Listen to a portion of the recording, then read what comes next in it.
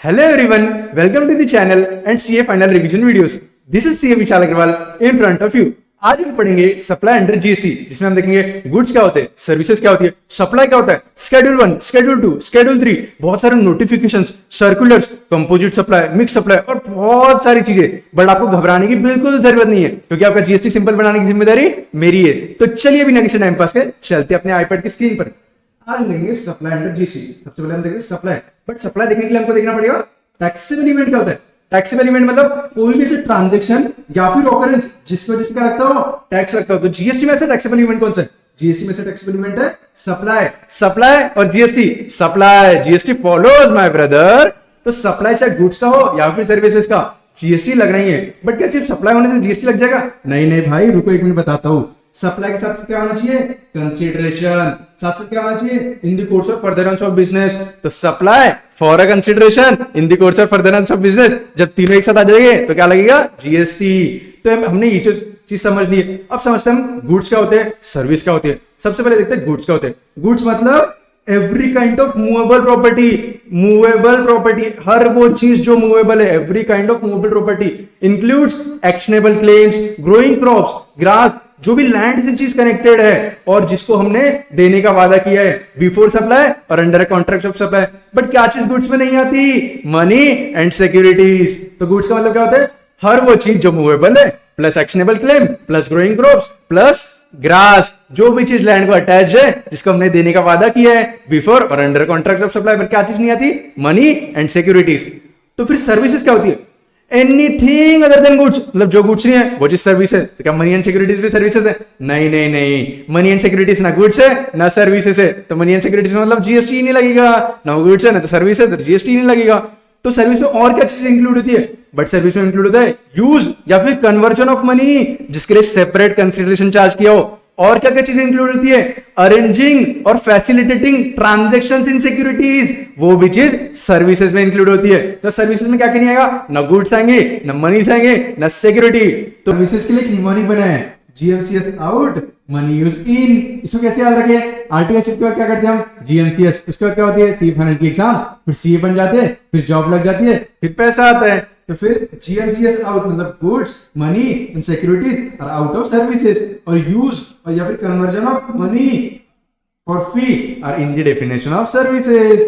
तो मनी और सिक्योरिटीज क्या होता है? क्योंकि ये तो ना गुड्स है ना सर्विसेज है। Money includes Indian legal tender, foreign currency भी इंक्लूड होती है मनी में, फिर promissory note, bill of exchange, letter of credit, draft, pay order, traveller cheque, money order, postal और इलेक्ट्रॉनिक रेमिटेंस, या फिर जो भी ऐसे इंस्ट्रूमेंट जो रिकॉग्नाइज्ड है बाय द आरबीआई। और मनी में क्या क्या चीजें और इंक्लूड होती है? कमर्शियल पेपर हो गया, सर्टिफिकेट ऑफ डिपॉजिट, वो भी चीज मनी में इंक्लूड होती है। बट क्या चीज मनी में इंक्लूड नहीं होती? कोई भी ऐसी करेंसी जो कि हेल्ड है फॉर इट्स न्यूमिस्मेटिक वैल्यू। मतलब फॉर एग्जांपल, अगर मेरे पास 1947 का एक 50 पैसे का कॉइन पड़ा हुआ है, तो मैं क्या करता हूँ, आज उसको 50 रुपए में बेच दे रहा हूं, तो वो चीज गुड्स में कंसिडर होगी, क्योंकि वो मनी नहीं है। तो वो चीज गुड्स में कंसिडर होगी, उस पर जीएसटी लगेगा। और एक्टिविटीज इन्वॉल्विंग मनी, वो भी चीज देख लेते हैं। इसमें 3 कैटेगरी मैंने बनाया हूं, in money, related to money और conversion of money. In money मतलब अगर मैं कुछ बैंक में पैसा डिपॉजिट कर रहा हूं, या फिर बैंक से कुछ विड्रॉल ले रहा हूं, या फिर कुछ मैं अपने दोस्त को लोन दे रहा हूं, या फिर किसी से लोन ले रहा हूं, तो वो सब चीज मेरे लिए ट्रांजेक्शन इन मनी है, तो वो टैक्सेबल ही नहीं होगा, उस पर जीएसटी नहीं आएगा। और रिलेटेड टू मनी और कन्वर्जन ऑफ मनी क्या रहता है? ये टैक्सेबल रहते हैं। बड़ी क्यों टैक्सेबल रहते हैं? जैसे कि मैंने किसी से लोन लिया था तो मेरे को उस पर इंटरेस्ट देना पड़ेगा, मैंने किसी को लोन दिया था तो मुझे उस पर इंटरेस्ट मिलेगा। या फिर जैसे एग्जांपल एक्सिस बैंक या फिर एचडीएफसी बैंक में मेरा अकाउंट है, तो उसमें एक मिनिमम बैलेंस रखना पड़ता है। एग्जांपल 10,000 उसमें मिनिमम बैलेंस रखना था, नहीं तो उसमें क्या करती है बैंक? सर्विस चार्जेस काट लेती है, प्रोसेसिंग फीस लेती है बैंक, लेटर ऑफ क्रेडिट की इश्यूएंस चार्जेस लेती है, बैंक ड्राफ्ट चार्जेस लेती है। तो ये सब चीज पर जीएसटी लगेगा, ये सब चीज टैक्सेबल रहेंगी। या फिर चार्जेस फॉर करेंसी और conversion of notes two coins, या फिर जब हम क्या करते हैं करेंसी एक्सचेंज करते हैं, या फिर फॉरेक्स कन्वर्जन फीस जो रहती है उस पर जीएसटी लगता है। क्यों? क्योंकि वो यूज ऑफ मनी या फिर कन्वर्जन ऑफ मनी है। और जिसके लिए सेपरेट कंसिडरेशन चार्ज किया, मतलब वो क्या चीज में फॉलो हो जाएंगे, सर्विसेज की डेफिनेशन में। और सर्विसेज या फिर गुड्स का सप्लाई हो तो क्या लगता है, जीएसटी, तो इसलिए वो टैक्सेबल हो जाएंगे। चलो इसके एग्जांपल देखते हैं। मेरा एक दोस्त है आयुष, आयुष ने क्या किया है, एक एफडी रखा था 10 लाख रुपए की 2 साल के लिए।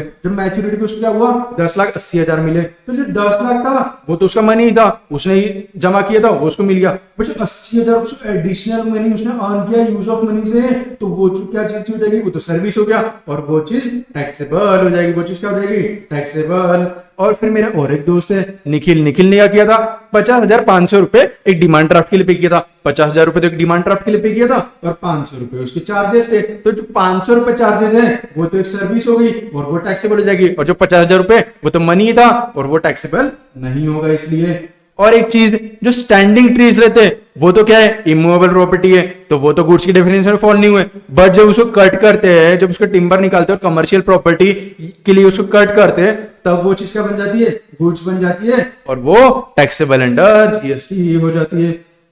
अब चीज देखते हैं हम सिक्योरिटीज। सिक्योरिटीज में क्या होती है, stock, bonds, debentures, derivatives, mutual funds, secured debt, government के securities, rights, interest in securities या फिर transaction in instruments like interest rate swaps, foreign exchange swaps, ये सब चीज काय में आ जाएगी, सिक्योरिटीज में फॉलो हो जाएगी।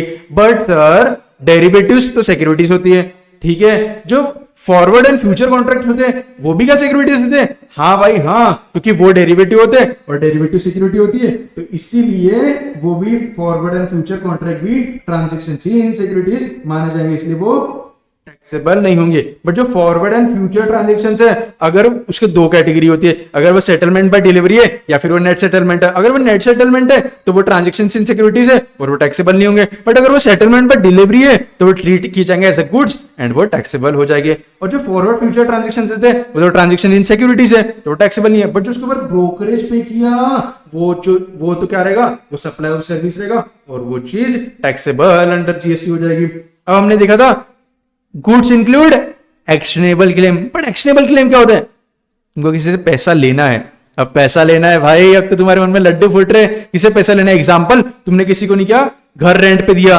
तुमको उसका पैसा आना है। तुमने किसी को लोन दे दिया, उसका तुमको पैसा आना है। तो वो जो भी चीज जो अनसिक्योर्ड थी, मतलब क्या, उसके अगेंस्ट में कुछ तुमने किसी से नहीं किया, तुमने एग्जांपल किसी को 1 लाख रुपए लोन दिया, बट उसका कुछ घर या फिर कुछ गिरवी तुम्हारे पास नहीं रखा है, तो वो चीज एक्शनेबल क्लेम होती है। कुछ चीज गिरवी नहीं है तुम्हारे पास बट तुमने किसी को दे के रखा है और तुमको पैसा आना है, तो उसको बोलते हैं एक्शनेबल क्लेम। ये बहुत सारी चीजों को इसमें, बहुत सारे बच्चों को इसमें कंफ्यूजन रहता है एक्शनेबल होता क्या है। Right to recover insurance money, unsecured loans, unsecured debentures, bank guarantees, claims for arrears of rent, claim for future rent, ये सब चीज काय में आएगी, एक्शनेबल क्लेम में आएगी। और जो तुमको इंश्योरेंस क्लेम रिसीव होने वाला है, तुमको पैसा मिलने वाला है, तो वो भी चीज काय में आएगा, एक्शनेबल क्लेम में आएगा। अमाउंट पुल्ड इन एस्क्रो अकाउंट, वो भी किस चीज में आएगी, एक्शनेबल क्लेम में आएगी। और एक्शनेबल क्लेम पर जीएसटी नहीं लगता है, ये हम कहां पे पढ़ेंगे, शेड्यूल 3 में। भले ही वो गुड्स है पर उस पर जीएसटी लगता है, बट कुछ स्पेसिफाइड एक्शनेबल क्लेम है, वो 6 एक्शनेबल क्लेम है, जो कि lottery, betting, gambling, horse racing, casino और ऑनलाइन मनी गेमिंग, इस पर जीएसटी लगता है, वो भी एट द रेट 40%। ये अमेंडमेंट आया था मई 26 में।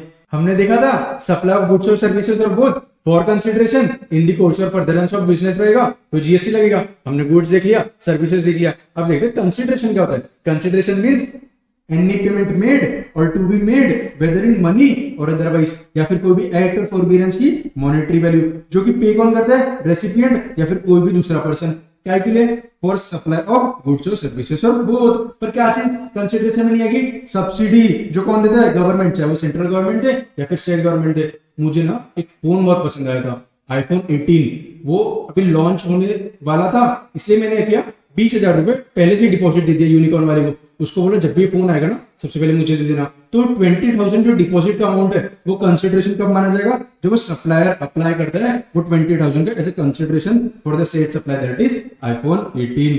अब कुछ एग्जांपल देखते हैं अपन कंसिडरेशन के। जो complimentary food offered by restaurant to bus driver, क्या होता है, बहुत बार ना हम लोग बस से ट्रैवल करते हैं तो बस ड्राइवर कुछ स्पेसिफिक रेस्टोरेंट के सामने बस खड़ी कर देते हैं और बोलते तुम यहाँ पे जाके खाना खा लो। तो जो कॉम्प्लीमेंट्री फूड मिलता है वो बस ड्राइवर्स को, तो वो क्या होता है, वो एक कंसिडरेशन होता है। क्यों? क्योंकि वो जो बस ड्राइवर को कॉम्प्लीमेंट्री फूड मिला वो एक इंड्यूसमेंट है for getting customer to their restaurant.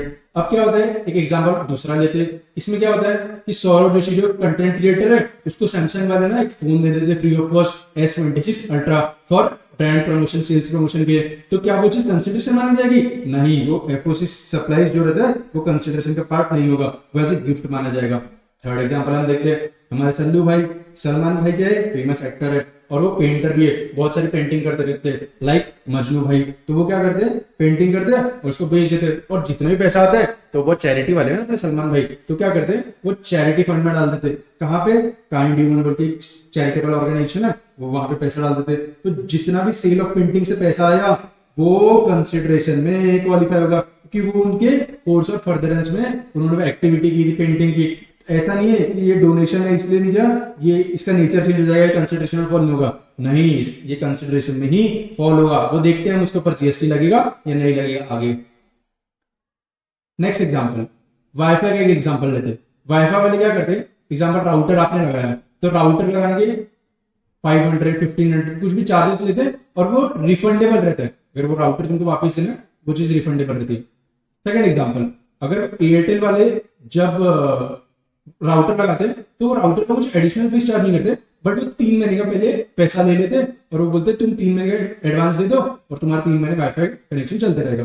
तो क्या होता है, जो एयरटेल वाले एडवांस मनी ले रहे वो तो कंसिडरेशन हुआ, बट जो नॉर्मल वाईफाई वेंडर्स है वो जो सिक्योरिटी मनी ले रहे फॉर अ राउटर जो कि रिफंडेबल डिपॉजिट है वो कंसिडरेशन का पार्ट नहीं होगा। अब थर्ड चीज हमने क्या देखी थी, supply of goods and services are both for consideration in the course of furtherance of business. तो क्या, फॉर एग्जांपल ये कैलकुलेटर है, ये कैलकुलेटर मैंने किसी बच्चे को बेच दिया, तो क्या इसमें GST लगेगा? नहीं, मैं वो कैलकुलेटर का धंधा थोड़ी नहीं करता हूं। अगर मैं उसका सप्लायर रहता तो GST लगता। तो GST कब लगता है, जो सप्लायर है वो कोर्स और फर्दरेंस ऑफ बिजनेस बनाना चाहिए, पर किसके? सप्लायर के, नॉट द रेसिपिएंट। अगर मैंने ये कैलकुलेटर किसी कैलकुलेटर वाले स्टेशनरी शॉप वाले को बेच दिया तो अब भी GST नहीं लगेगा, क्योंकि रेसिपिएंट जो है उसका धंधा कैलकुलेटर बेचने का, मेरा धंधा नहीं है। अगर मेरा धंधा कैलकुलेटर बेचने करता मैं तब GST लगता। तो ये सप्लायर के पॉइंट ऑफ व्यू से सोचा जाता है कोर्स और furtherance of business, but import of services में रेसिपिएंट के पॉइंट ऑफ व्यू से सोचा जाता है। इंपोर्ट ऑफ सर्विसेज में रेसिपिएंट मतलब अगर मेरा कैलकुलेटर का धंधा रहता और मैं ये चीज इंपोर्ट करता तो GST लगता। अगर मेरा कैलकुलेटर का धंधा ही नहीं रहता और मैं ये चीज इंपोर्ट कर रहा तो GST नहीं लगेगा। सिंपल। कोर्स और फर्दरेंस ऑफ बिजनेस, पर बिजनेस क्या होता है? बिजनेस मतलब कोई भी trade, commerce, manufacture, profession, job करते बहुत सारे लोग। वोकेशन मतलब जो मुझे अच्छा लग रहा है, मेरा कुछ पैशन है वो करो। एडवेंचर, वेजर मतलब कुछ बैटिंग वगैरह पैसा लगाना, उसको बोलते हैं वेजर। या फिर कोई भी ऐसी सिमिलर एक्टिविटी जिसका प्रॉफिट मोटिव हो या फिर ना हो, वो सब चीज बिजनेस फॉल करेगी। या फिर कोई भी ट्रांजैक्शन इन कनेक्शन विद या फिर इंसिडेंटल और एंसिलरी टू अबोव, इससे कुछ भी चीज कनेक्टेड हो तो वो भी बिजनेस में आ जाएगी। या फिर कोई भी चीज जो इनसे कनेक्टेड हो, चाहे उसके वॉल्यूम हो, फ्रीक्वेंसी हो या फिर ना हो, वो चीज बिजनेस में आ जाएगी। सप्लाई और acquisition of goods including capital assets and services in connection with commencement or closure of business। अगर हम अपने बिजनेस चालू करने के लिए कुछ गुड्स ले रहे हैं, कुछ सर्विसेज ले रहे हैं, तो वो भी बिजनेस में आ जाएगी। प्रोविजन ऑफ द फैसिलिटीज और benefits by club, association, society और any such body to its member for subscription of any other consideration. For example Gokuldham society है, वो मेंटेनेंस लेते हैं, भीड़े सबसे मेंटेनेंस लेते रहते हैं। तो क्लब हाउस में जो बच्चे खेलते हैं उनको सर्विसेज दे रही है गोकुलधाम सोसाइटी की क्लब हाउस यूज करने का। तो जो मेंटेनेंस वाला चीज है, तो गोकुलधाम सोसाइटी भी एज अ बिजनेस ऐसे चल रही है, क्योंकि वो मेंटेनेंस के रूप में कुछ पैसा ले रहे अपने मेंबर्स से। फिर admission of persons to any premises for consideration, कोई कॉन्सर्ट में अपन जाते हैं तो उसकी जो पैसा पे करते हैं वो भी बिजनेस है। फिर services as a holder of office accepted in course of furtherance of business. Activities of race club, totalisator, bookmaker या फिर लाइसेंसी, वो भी बिजनेस में आते हैं। या फिर कोई भी एक्टिविटी और transaction undertaken by the central और स्टेट गवर्नमेंट या फिर local authority in which they engaged as a public authorities, वो भी बिजनेस का पार्ट बनते हैं। बट ऐसी कुछ एक्टिविटी, एग्जांपल मैंने क्या किया था, मैं एक एम्प्लॉयर हूँ, मैंने अपने एम्प्लॉयज के लिए इंश्योरेंस लिया था, इंश्योरेंस का अमाउंट दिया 50% अमाउंट मैंने खुद से पे किया, 50% अमाउंट क्या किया मैंने अपने एम्प्लॉयज से रिइंबर्स कर लिया। तो जो 50% अमाउंट मुझे मिला मेरे एम्प्लॉय से, रिकवरी थी जो 50% अमाउंट की, वो क्या मेरी बिजनेस इनकम मानी जाएगी, उस पर क्या जीएसटी लगेगा? नहीं बाबा नहीं, क्योंकि वो मेरा course of furtherance of business ही नहीं था मेरी इंश्योरेंस सर्विसेज देने का, मैंने जो सिर्फ वो 50% रीइंबर्समेंट लिया, इसीलिए वो 50% जो अमाउंट था वो course of furtherance of business में नहीं आता, तो उस पर जीएसटी नहीं लगेगा। हमने देखा गुड्स क्या होते हैं, सर्विसेज क्या होती है, कंसिडरेशन क्या होता है, course of furtherance of business क्या होता है, बट हमने मेन चीज तो देखी नहीं, क्या? सप्लाई, जो कि दिया गया है section 7 of the CGST act में। तो सप्लाई ब्रॉडली दो कैटेगरीज के होते हैं, supply for consideration, supply without consideration. तो चलो देखते क्या होगा। सेक्शन 7 है supply for consideration. Supply includes all forms of supply of goods और services of both such as barter, exchange, sale, transfer, lease, licence, disposal, rent. Mnemonic जिसका है best LDR, made और agreed to be made for consideration in the course of furtherance of business by a person, इसलिए हमने person की definition समझी थी। अब ये समझते बार्टर एक्सचेंज होकर होता है। फॉर एग्जांपल मैंने कैलकुलेटर दिया आपको और आपसे 20 पेन ले लिए, उसका मतलब होता है बार्टर। मैंने कैलकुलेटर दिया आपको और आपसे 10 पेन लिए और 100 रुपए ले लिए, इसका मतलब होता है एक्सचेंज। मैंने कैलकुलेटर आपको 200 रुपए में सेल कर दिया, इसका मतलब होता है सेल। मैंने कैलकुलेटर, मेरे साथ कैलकुलेटर टूट गया था, मैंने आपको कैलकुलेटर दे दिया, बट आप वापिस कभी मुझे फ्यूचर में दोगे, तो मैंने आपको पोजीशन जो ट्रांसफर किया बट ओनरशिप नहीं किया। अब मेरा कैलकुलेटर का धंधा था, मैं धंधा बंद कर रहा हूँ, तो कैलकुलेटर मैंने डिस्पोज ऑफ कर दिया। एग्रीड टू बी मेड का मतलब होता है ये सप्लाई करने का पहले कभी एग्रीमेंट हुआ होगा या फिर कुछ एडवांस मनी हमने रिसीव किया होगा वो सप्लाई के लिए, और जो चीज ना गुड्स है ना सर्विसेज है वो सप्लाई नहीं मानी जाती, जैसे कि मनी एंड सिक्योरिटीज, एक्टिविटीज और transactions by person other than individual, for example Gokuldham society to its members और कॉन्स्टिट्यूएंट्स और vice versa for cash, deferred payment और other valuable consideration are treated as supplies. मतलब जो जेठालाल पे करता है मेंटेनेंस फी वो सप्लाई माना जाएगा, क्योंकि गोकुलधाम सोसाइटी और जेठालाल दोनों अलग अलग सेपरेट पर्सन है अंडर जीएसटी। तो ये चीज क्या ओवरराइड करती है, ये चीज principle of doctrine of mutuality को ओवरराइड करती है, जिसमें वो क्या बोलता है जो पर्सन है वो खुद से प्रॉफिट नहीं कमा सकता, मतलब वो डॉक्ट्रिन ऑफ म्यूचुअलिटी बोलती है गोकुलधाम सोसाइटी और जेठालाल तो एक ही है, वो खुद से ही कैसे प्रॉफिट कमाएगा, बट नहीं जीएसटी इसको ओवरराइड करता है और बोलता है जो मेंटेनेंस फी जेठालाल पे कर रहा है उस पर जीएसटी लगेगा, क्योंकि दोनों सेपरेट पर्सन है। सेक्शन 7(1)(c) पे क्या बोलता है, supply without consideration that is deemed supply, जिसको बोलते हैं हम स्केड्यूल 1, उसको याद कैसे करेंगे हम, प्रॉप्स के थ्रू। पी फॉर परमानेंट ट्रांसफर और डिस्पोजल ऑफ बिजनेस एसेट्स, जिस पर आईटीसी है, on which ITC has been availed without consideration but in the course of furtherance of business, तो वो स्केड्यूल 1 में फॉलो होगा, उस पर जीएसटी लगेगा। बट अगर आईटीसी अवेल ही नहीं किया और वो गुड्स को मैंने बेचा है किसी रजिस्टर्ड पर्सन ने फॉर कंसिडरेशन, कंसिडरेशन ये आ गया है तो जीएसटी आईटीसी अवेल करो या फिर अवेल ना करो, सप्लाई तब भी मारा जाएगा, तो जीएसटी लगेगा ही लगेगा। सेकेंड चीज आर फॉर रिलेटेड पर्सन और डिस्टिंक्ट पर्सन, तो गुड्स या फिर सर्विसेज का सप्लाई हो या फिर दोनों चीज का सप्लाई हो बिटवीन रिलेटेड पर्सन और distinct person without consideration but in the course of furtherance of business होना चाहिए। तो रिलेटेड पर्सन कैसे याद रखेंगे, रिलेटेड पर्सन के लिए निमोनिक है, वो कैसे रहते हैं, रिलेटेड पर्सन पे के रहते हैं, एक्चुअली बहुत होप्स देते हैं और वो बहुत अच्छा सोचते हैं ना अपने लिए, तो इसलिए होप्स नहीं फोप्स, होप्स सी से याद रखनी। एफ फॉर फैमिली, जो स्पाउस रहेंगे, जो चिल्ड्रन रहेंगे वो तो हमेशा ही रिलेटेड है, और जो पेरेंट्स रहेंगे, ग्रैंड पेरेंट्स रहेंगे, ब्रदर्स सिस्टर्स, वो कब रिलेटेड होंगे, जब वो डिपेंडेंट है तुम पर, तभी वो रिलेटेड माने जाएंगे। अगर क्वेश्चन में दिया नहीं है कि डिपेंडेंसी के बारे में, वहां पे कुछ लिखा रहेगा, एग्जांपल वेल नोन प्रोफेशनल लिखा है, तो भाई वो तो नॉन डिपेंडेंट ही होगा ना। अगर कोई भाई वेल नोन प्रोफेशनल है, वो सीए है, लॉयर है, कुछ तो नॉट डिपेंडेंट होगा। इफ अगर एम्बिगियस है तो बोथ असम्पशन मानो, डिपेंडेंट हो तो क्या करे, नॉन डिपेंडेंट, क्योंकि स्पाउस एंड चिल्ड्रन तो ऑलवेज रिलेटेड ही मानने रहेंगे, चाहे वो डिपेंडेंट हो या फिर नॉन डिपेंडेंट। और जो पेरेंट्स है, ग्रैंड पेरेंट्स है, ब्रदर्स है, सिस्टर्स है, वो डिपेंडेंट कब माने जाएंगे, वो रिलेटेड कब माने जाएंगे, जब वो डिपेंडेंट हो। O for officers directors in each other business, P for legally recognised partners, E for employer employee होना चाहिए।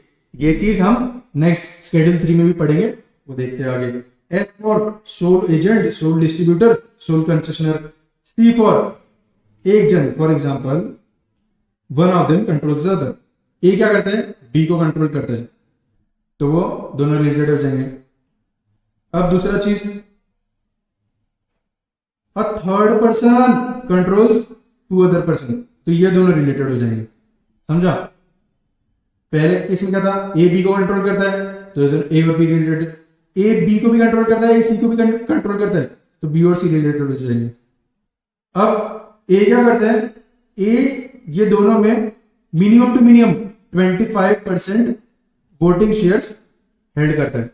फॉर एग्जांपल मिस तारा क्या करती है, होल्ड करती है 28% शेयर, किसमें, एपी में और वीपी लिमिटेड में.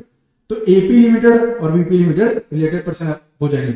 बट फॉर एग्जांपल अगर जो तारा है, मिस तारा, वो क्या करती, वो सिर्फ 28% एपी लिमिटेड में होल्ड करती, तो एपी लिमिटेड और वीपी लिमिटेड रिलेटेड पर्सन नहीं माने जाते, क्योंकि ये कंडीशन क्या बोलती है, a third person controls, owns, holds directly और इनडायरेक्टली मोर देन और equal to 25% voting shares of both of them.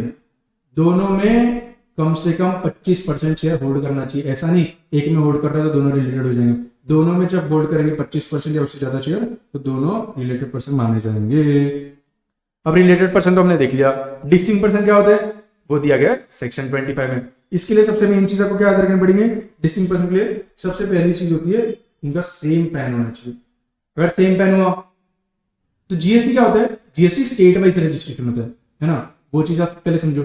GST state wise registration होने की वजह से, एग्जांपल एक रजिस्ट्रेशन मेरा महाराष्ट्र में, एक रजिस्ट्रेशन मेरा छत्तीसगढ़ में, और सेम पैन के अंडर में, तो वो तो हमेशा ही डिस्टिंक्ट पर्सन माने जाएंगे. Separate registration with in separate registration in different states, वो तो हमेशा ही डिस्टिंक्ट पर्सन माने जाएंगे. बट अगर मेरा महाराष्ट्र में नागपुर में ऑफिस है, एक संभाजी नगर में ऑफिस है, तो अगर वो सिंगल रजिस्ट्रेशन के अंडर में, तो वो डिस्टिंक्ट पर्सन नहीं माने जाएंगे. Single registration within the same state, not distinct person. But separate registration है within the same state, अगर मेरा नागपुर में भी बिजनेस है, संभाजी नगर में भी बिजनेस है, तब भी मैं डिस्टिंक्ट पर्सन माना जा सकता हूं अगर दोनों रजिस्ट्रेशन सेपरेटली लिए.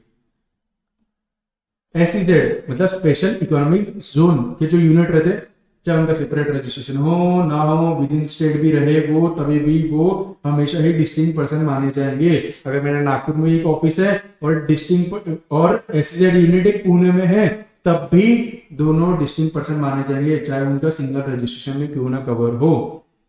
अंडर जीएसटी जो स्टॉक ट्रांसफर रहता है, फिर ब्रांच ट्रांसफर, वो क्वालिफाई होते हैं self supplies only when made between distinct person. तो मैंने अपने दूसरे ऑफिस को कुछ सामान भेजा, तो वो सेल्फ सप्लाईज में काउंट हो गया, उस पर जीएसटी लगेगा अगर वो डिस्टिंक्ट पर्सन की डेफिनेशन में फॉल हो रहे हैं. अगर वो डिस्टिंक्ट पर्सन की डेफिनेशन फॉल नहीं हो रहे तो उस पर जीएसटी नहीं लगेगा. फॉर एग्जांपल एबीसी लिमिटेड का प्रिंसिपल प्लेस ऑफ बिजनेस किधर है, नागपुर में. उसका एडिशनल प्लेस ऑफ बिजनेस किधर है, संभाजी नगर में. अगर एडिशनल प्लेस ऑफ बिजनेस है मतलब वो सिंगल रजिस्ट्रेशन में कवर है. अगर सिंगल रजिस्ट्रेशन में कवर है तो डिस्टिंक्ट पर्सन नहीं मानेगा.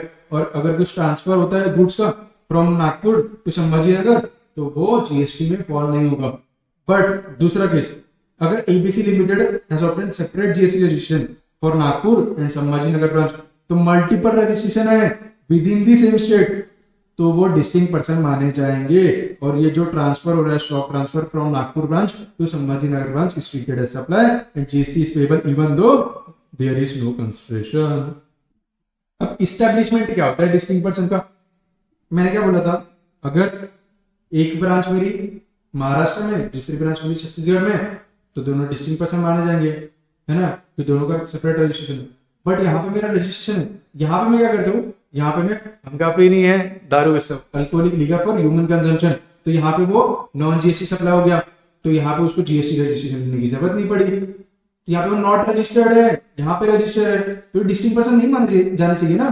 But establishment of distinct person में क्या होता है कि अगर one registered establishment in a state, that is Maharashtra, another establishment of the same person in a different state, that is in Chhattisgarh, not necessarily registered, वो register नहीं भी रहे तभी भी वो एस्टेब्लिशमेंट ऑफ डिस्टिंक्ट पर्सन माने जाएंगे. और अगर कुछ सप्लाई हो रहा है तो उस पर जीएसटी लगेगा.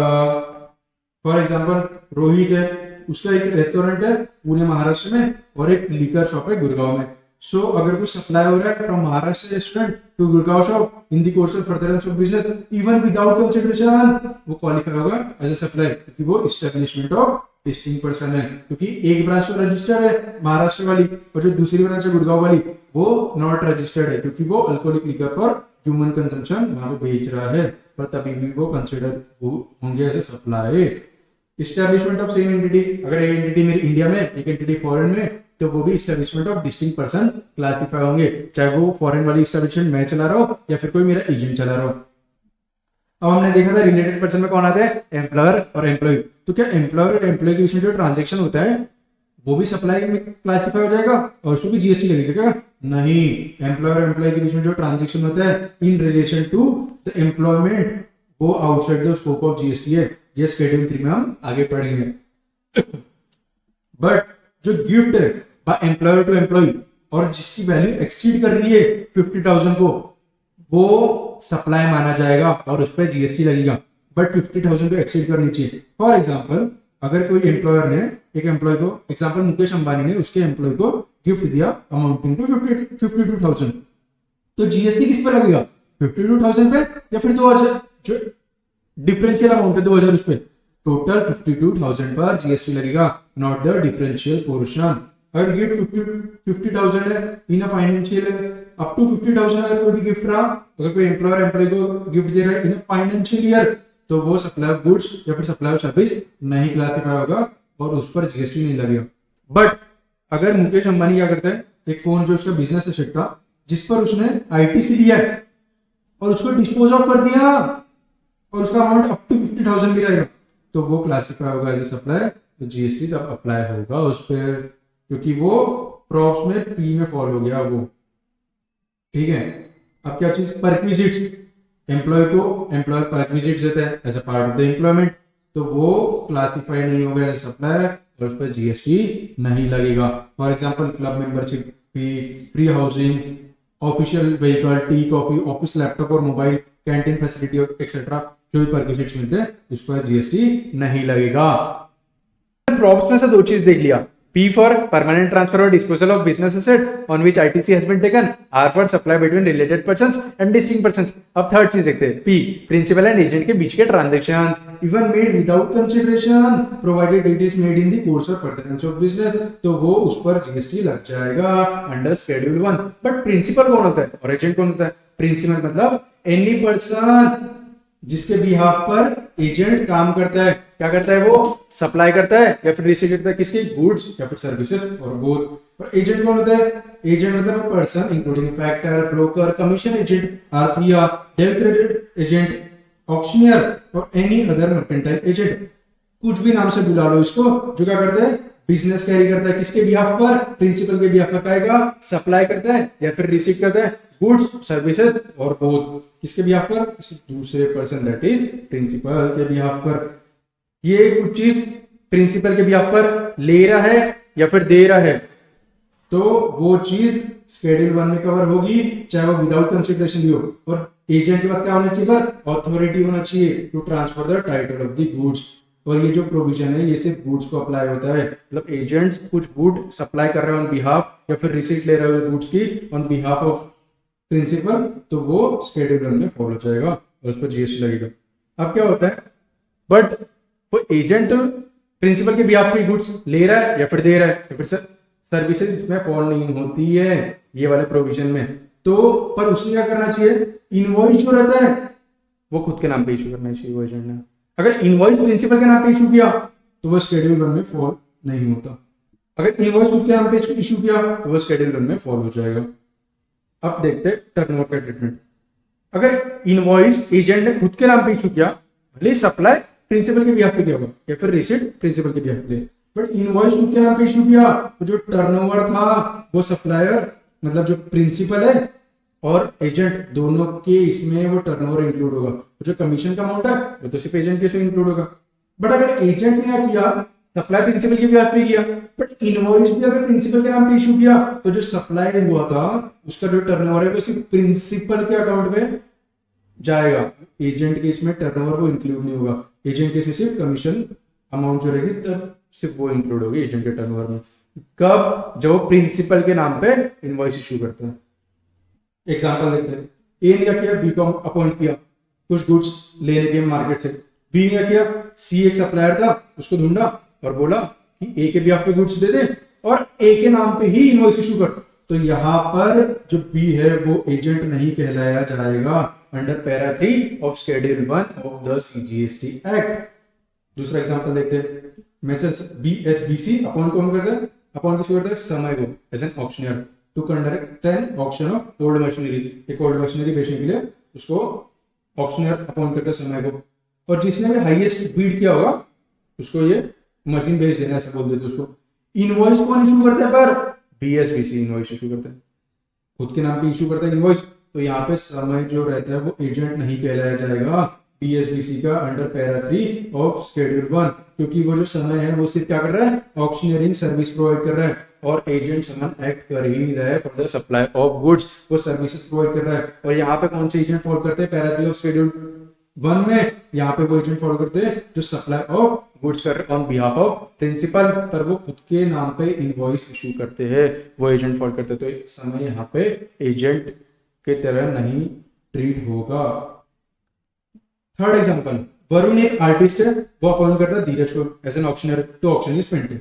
धीरज ऑक्शन कंडक्ट करता है, आइडेंटिफाई करता है बायर्स को, और जिसकी सबसे हाईएस्ट बिड रहती है उसको उनके इनवॉइस इशू कर देता है, पर खुद के नेम पे इनवॉइस इशू करता है, चाहे वो प्रिंसिपल के बिहाफ पे कर रहे हैं, बट इनवॉइस तो खुद के नेम पे इशू कर रहा है ना। तो यहाँ पे जो धीरज जो ऑक्शनर था वो ऑक्शनरिंग सर्विस तो प्रोवाइड कर ही रहा है, बट साथ साथ वो क्या कर रहा है, वो जो सप्लाई जो पेंटिंग का जो सप्लाई है वरुण के बिहाफ पे वो टाइटल खुद ट्रांसफर करने की उसके पास अथॉरिटी है, इसीलिए वो एजेंट कहलाया जाएगा under para 3 of schedule 1 of the CGST act, और इस पर जीएसटी लगेगा।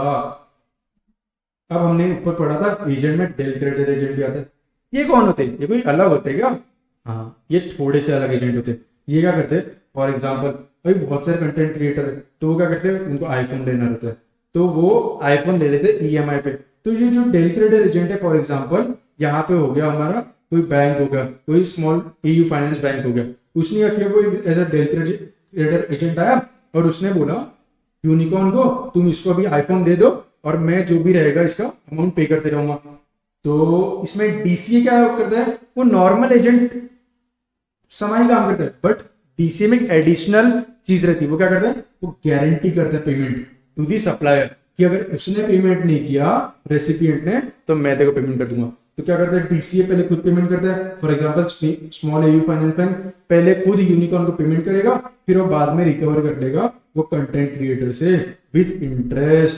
तो ये जो डीसीए रहते हैं वो क्या करते हैं, short term loan type provide करते हैं, short term transaction based credit support provide करते हैं स्मॉल यूजर्स को। अब इसमें क्या होता है, वही चीज फंडा, अगर जो डीसीए है अगर खुद के नाम पे इनवॉइस इशू कर रहा है तो वो पैरा 3 और शेड्यूल 1 में फॉलो हो जाएगा। अगर वो प्रिंसिपल के नाम पे इनवॉइस इशू कर रहा है तो वो शेड्यूल 1 पैरा 3 में फॉल नहीं होगा। अगर वो खुद के नाम पे इनवॉइस इशू कर रहा है तब क्या सप्लाई स्ट्रक्चर रहेगा, प्रिंसिपल पहले यूनिकॉर्न फॉर एग्जांपल वो डीसीए को इनवॉइस इशू कर देगा, ठीक है, फिर वो डीसीए बायर को इनवॉइस इशू कर देगा, और जो डीसीए वो प्रिंसिपल को एक एजेंसी सर्विसेज की एक इनवॉइस इशू करेगा, और जो बायर है उसको एक लोन सर्विसेज जो उसने दिया था उसका एक इनवॉइस इशू कर देगा, ठीक है। तो यहाँ पे जो है जो इंटरेस्ट चार्ज कर रहा है डीसीए वो बायर से, वो क्या है, वो इंसिडेंटल है, वो सप्लाई जो मोबाइल उसने लिया था उसके ऊपर वो पैसा पे नहीं कर पाया कंटेंट क्रिएटर, तो वो जो स्मॉल एयू फाइनेंस बैंक था उसने तब पैसा पे कर दिया था, और अभी जो इंटरेस्ट चार्ज कर रहा है तो वो तो लिंक्ड है वो मोबाइल से, इसलिए वो part of taxable value of goods हो जाएगा, इसलिए उस पर जीएसटी अप्लाई होगा। पर ये क्यों अप्लाई हो रहा है, क्योंकि जो एजेंट था वो जो डीसीए था उसने खुद के नाम पे इनवॉइस इशू किया था, वो पैरा 3 और शेड्यूल 1 में फॉलो हो रहा था, इसलिए। अगर वो खुद के नाम पे इनवॉइस इशू नहीं करता, प्रिंसिपल के नाम पे इनवॉइस इशू करता, तो वो पैरा 3 ऑफ शेड्यूल 1 में फॉल ही नहीं होता। अगर वो पैरा 3 ऑफ शेड्यूल 1 में फॉल ही नहीं होता तो क्या होता, तो फिर जब प्रिंसिपल डायरेक्टली बायर को इनवॉइस इशू कर देता, डीसीए प्रिंसिपल को इनवॉइस इशू करता और डीसीए बायर को एक इनवॉइस इशू करता, तो जो वो इंटरेस्ट चार्ज करता है बायर से वो एक इंडिपेंडेंट फाइनेंशियल सर्विस होती है, और जो independent financial service that is interest जो वो चार्ज करता है इंटरेस्ट एग्जाम्प्ट रहता है जीएसटी में, और इसीलिए वो जो इंटरेस्ट रहता उस पर कोई भी जीएसटी नहीं लगता। हमने प्रॉप्स में से 3 चीजें देख ली, PRP, S for import of services, तो ये प्रोविजन सिर्फ सर्विसेज को अप्लाई होगा। प्रिंसिपल एजेंट वाला किसको अप्लाई होता था? सिर्फ गुड्स को। तो इंपोर्ट ऑफ सर्विसेज देखते हैं, ये टेबल से समझते हैं। अगर इंपोर्ट ऑफ सर्विसेज के लिए कंसिडरेशन पेड है तो वो सप्लाई माना जाएगा, चाहे पर्पस कोई भी हो। तो वो चलते हैं अपन सेक्शन 7(1)(b) में, उसमें देखते हैं। Import of services for consideration, चाहे in the course of furtherance of business में हो या फिर ना हो, वो हमेशा सप्लाई माना जाएगा। ये प्रोविजन सिर्फ सर्विसेज को अप्लाई होता है, ना कि गुड्स को। चलो आते देखते हैं टेबल फिर से। अगर कंसिडरेशन पेड है इंपोर्ट ऑफ सर्विसेज पे, सप्लाई और सर्विसेज कोई भी होने दो, पर्पस बिजनेस हो या फिर पर्सनल हो, हमेशा सप्लाई माना जाएगा। अगर कंसिडरेशन पेड नहीं है, मतलब वो किसमें फॉलो हुआ? शेड्यूल में, मतलब डीम्ड सप्लाईज। अब देखते हैं import of services by person from a related person और ओन एस्टेब्लिशमेंट। अगर कोई रिलेटेड पर्सन से लिया या फिर ओन एस्टेब्लिशमेंट से लिया without consideration in the course of furtherance of business, तब वो शेड्यूलमेंट में फॉलो होगा और तब वो सप्लाई माना जाएगा। कंसिडरेशन नहीं है, रिलेटेड पर्सन है, बिजनेस पर्पस के लिए है, तो डीम्ड सप्लाई तो टैक्सेबल अंडर आरसीएम। कंसिडरेशन नहीं है, रिलेटेड पर्सन नहीं है, अनरिलेटेड है, कोई भी पर्पस के लिए लेने दो, सप्लाई नहीं माना जाएगा। कंसिडरेशन नहीं है, रिलेटेड पर्सन भी है, ओन एस्टेब्लिशमेंट भी है, पर बिजनेस पर्पस नहीं है, तो सप्लाई नहीं माना जाएगा। तो 3 चीजें, इंपोर्ट ऑफ सर्विसेज होना चाहिए, विदाउट कंसिडरेशन भी हुआ, बट इन दी कोर्स और फर्दरेंस ऑफ बिजनेस होना चाहिए चीज। तो हमने शेड्यूल बहुत ही अच्छी समझा है, ठीक है। अब तो हमने ये भी देख लिया कि सप्लाई क्या होता है, बट सप्लाई गुड्स का है या फिर सर्विसेज का, वो कैसे पता चलेगा? वो पता चलेगा शेड्यूल 2 से, और वो बहुत ही प्यारे तरीके से याद कराऊंगा एक स्टोरी के थ्रू। राज और सिमरन, आपने डीडीएलजे तो देखी होगी, बोलता है तुझे देखा तो ये जाना सनम, प्यार होता है दीवाना सनम। सॉरी थोड़ा फ्लो में बैठ गया था। तो डीडीएलजे नहीं, जीएसटी में होता है टीटीएलजे। और वो पता है वो ट्रेन से कहाँ जाते रहते हैं? वो जाते रहते बॉम्बे, आईआरसीटीसी, अपनी इंडियन रेलवे से वो बॉम्बे जाते रहते, उससे याद करते थे। T for transfer of goods. अगर ट्रांसफर ऑफ टाइटल है, title in goods, for example जैसे मैंने आपको बोला था, मैंने अगर आपको ये दे दिया, तुमने मुझसे खरीद लिया, मैंने आपको ये दे दिया, तो वो सप्लाई ऑफ गुड्स माना जाएगा। तो ट्रांसफर ऑफ राइट है इन गुड्स और undivided share in goods without transfer of title, मतलब मैंने कुछ टाइम के लिए यूज करने के लिए दिया था, बट तुमको ओनरशिप नहीं दिया था, वो हो जाएगा सप्लाई ऑफ सर्विसेज। अगर transfer of title in goods है, बट तुमने बोला मुझे अभी ये दे दो, मैं बाद में थोड़ा थोड़ा इंस्टॉलमेंट में पैसे दूंगा, तो जब तुम लास्ट इंस्टॉलमेंट में पैसे दे दोगे, जब मुझे पैसा मिल जाएगा, for example hire purchase goods on approval basis, तो वो माना जाता है सप्लाई ऑफ गुड्स। टीटीएल में से एल क्या होता है? Land and building. Land and building को तुमने रेंट पे दिया, लीज, लाइसेंस, टेनेंसी, ईजमेंट और लाइसेंस टू ऑक्यूपाई लैंड, उसको माना जाता है सप्लाई ऑफ सर्विस। या फिर लीज और लेटिंग ऑफ बिल्डिंग होली या फिर partly for business, commercial, residential complex, वो सब चीज में माना जाता है supply of services. TTL J for job work, treatment और प्रोसेस, कोई दूसरे के वर्क पे करना। फॉर एग्जांपल अगर मेरा ये कैलकुलेटर खराब हो जाता है तो मैं किसी को रिपेयर करने के लिए देता हूँ, तो मेरे कैलकुलेटर पे काम करता है वो रिपेयरिंग वाला, तो उसको बोला जाता है supply of service, that is job work की सर्विसेज दे रहा है मुझे। अब टीटीएल इन आईआरसीटीसी का भी देखते हैं। I for renting of immovable property रहा, या फिर आर फॉर यहाँ पे अगर कुछ रहा टेम्पररी ट्रांसफर और परमिटिंग यूज और enjoyment of intellectual property rights, अगर इंटेलेक्चुअल प्रॉपर्टी राइट्स का भी ट्रांसफर रहा, या फिर construction of complex building, civil structure, जहां पे कंसिडरेशन जो है ये रिसीव होना चाहिए before issuance of completion certificate. Sir ऐसा क्यों, बिफोर क्यों, आफ्टर क्यों नहीं? बिफोर बहुत जरूरी है, क्योंकि before issuance of completion certificate हुआ तभी वो जीएसटी में फॉलो करेगा। अगर consideration after the completion certificate या फिर फर्स्ट ऑक्यूपेशन के बाद हुआ, व्हिचएवर रीजन के बाद हुआ कंसिडरेशन रिसीव, तो वो sale of land and building outside the scope of GST रहता है। इसलिए बिफोर वर्ड बहुत इंपॉर्टेंट है यहाँ पे।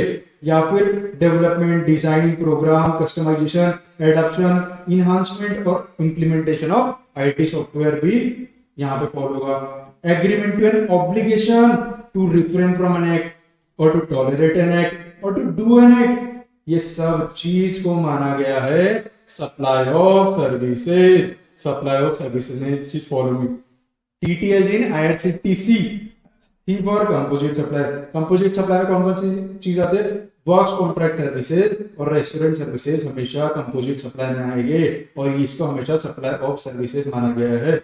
वर्क्स कॉन्ट्रैक्ट सर्विसेज मतलब involving building construction, completion, erection, installation, fitting out, improvement, modification, repair, maintenance, renovation, alteration और commissioning of immovable property, transfer of property in goods involve during execution.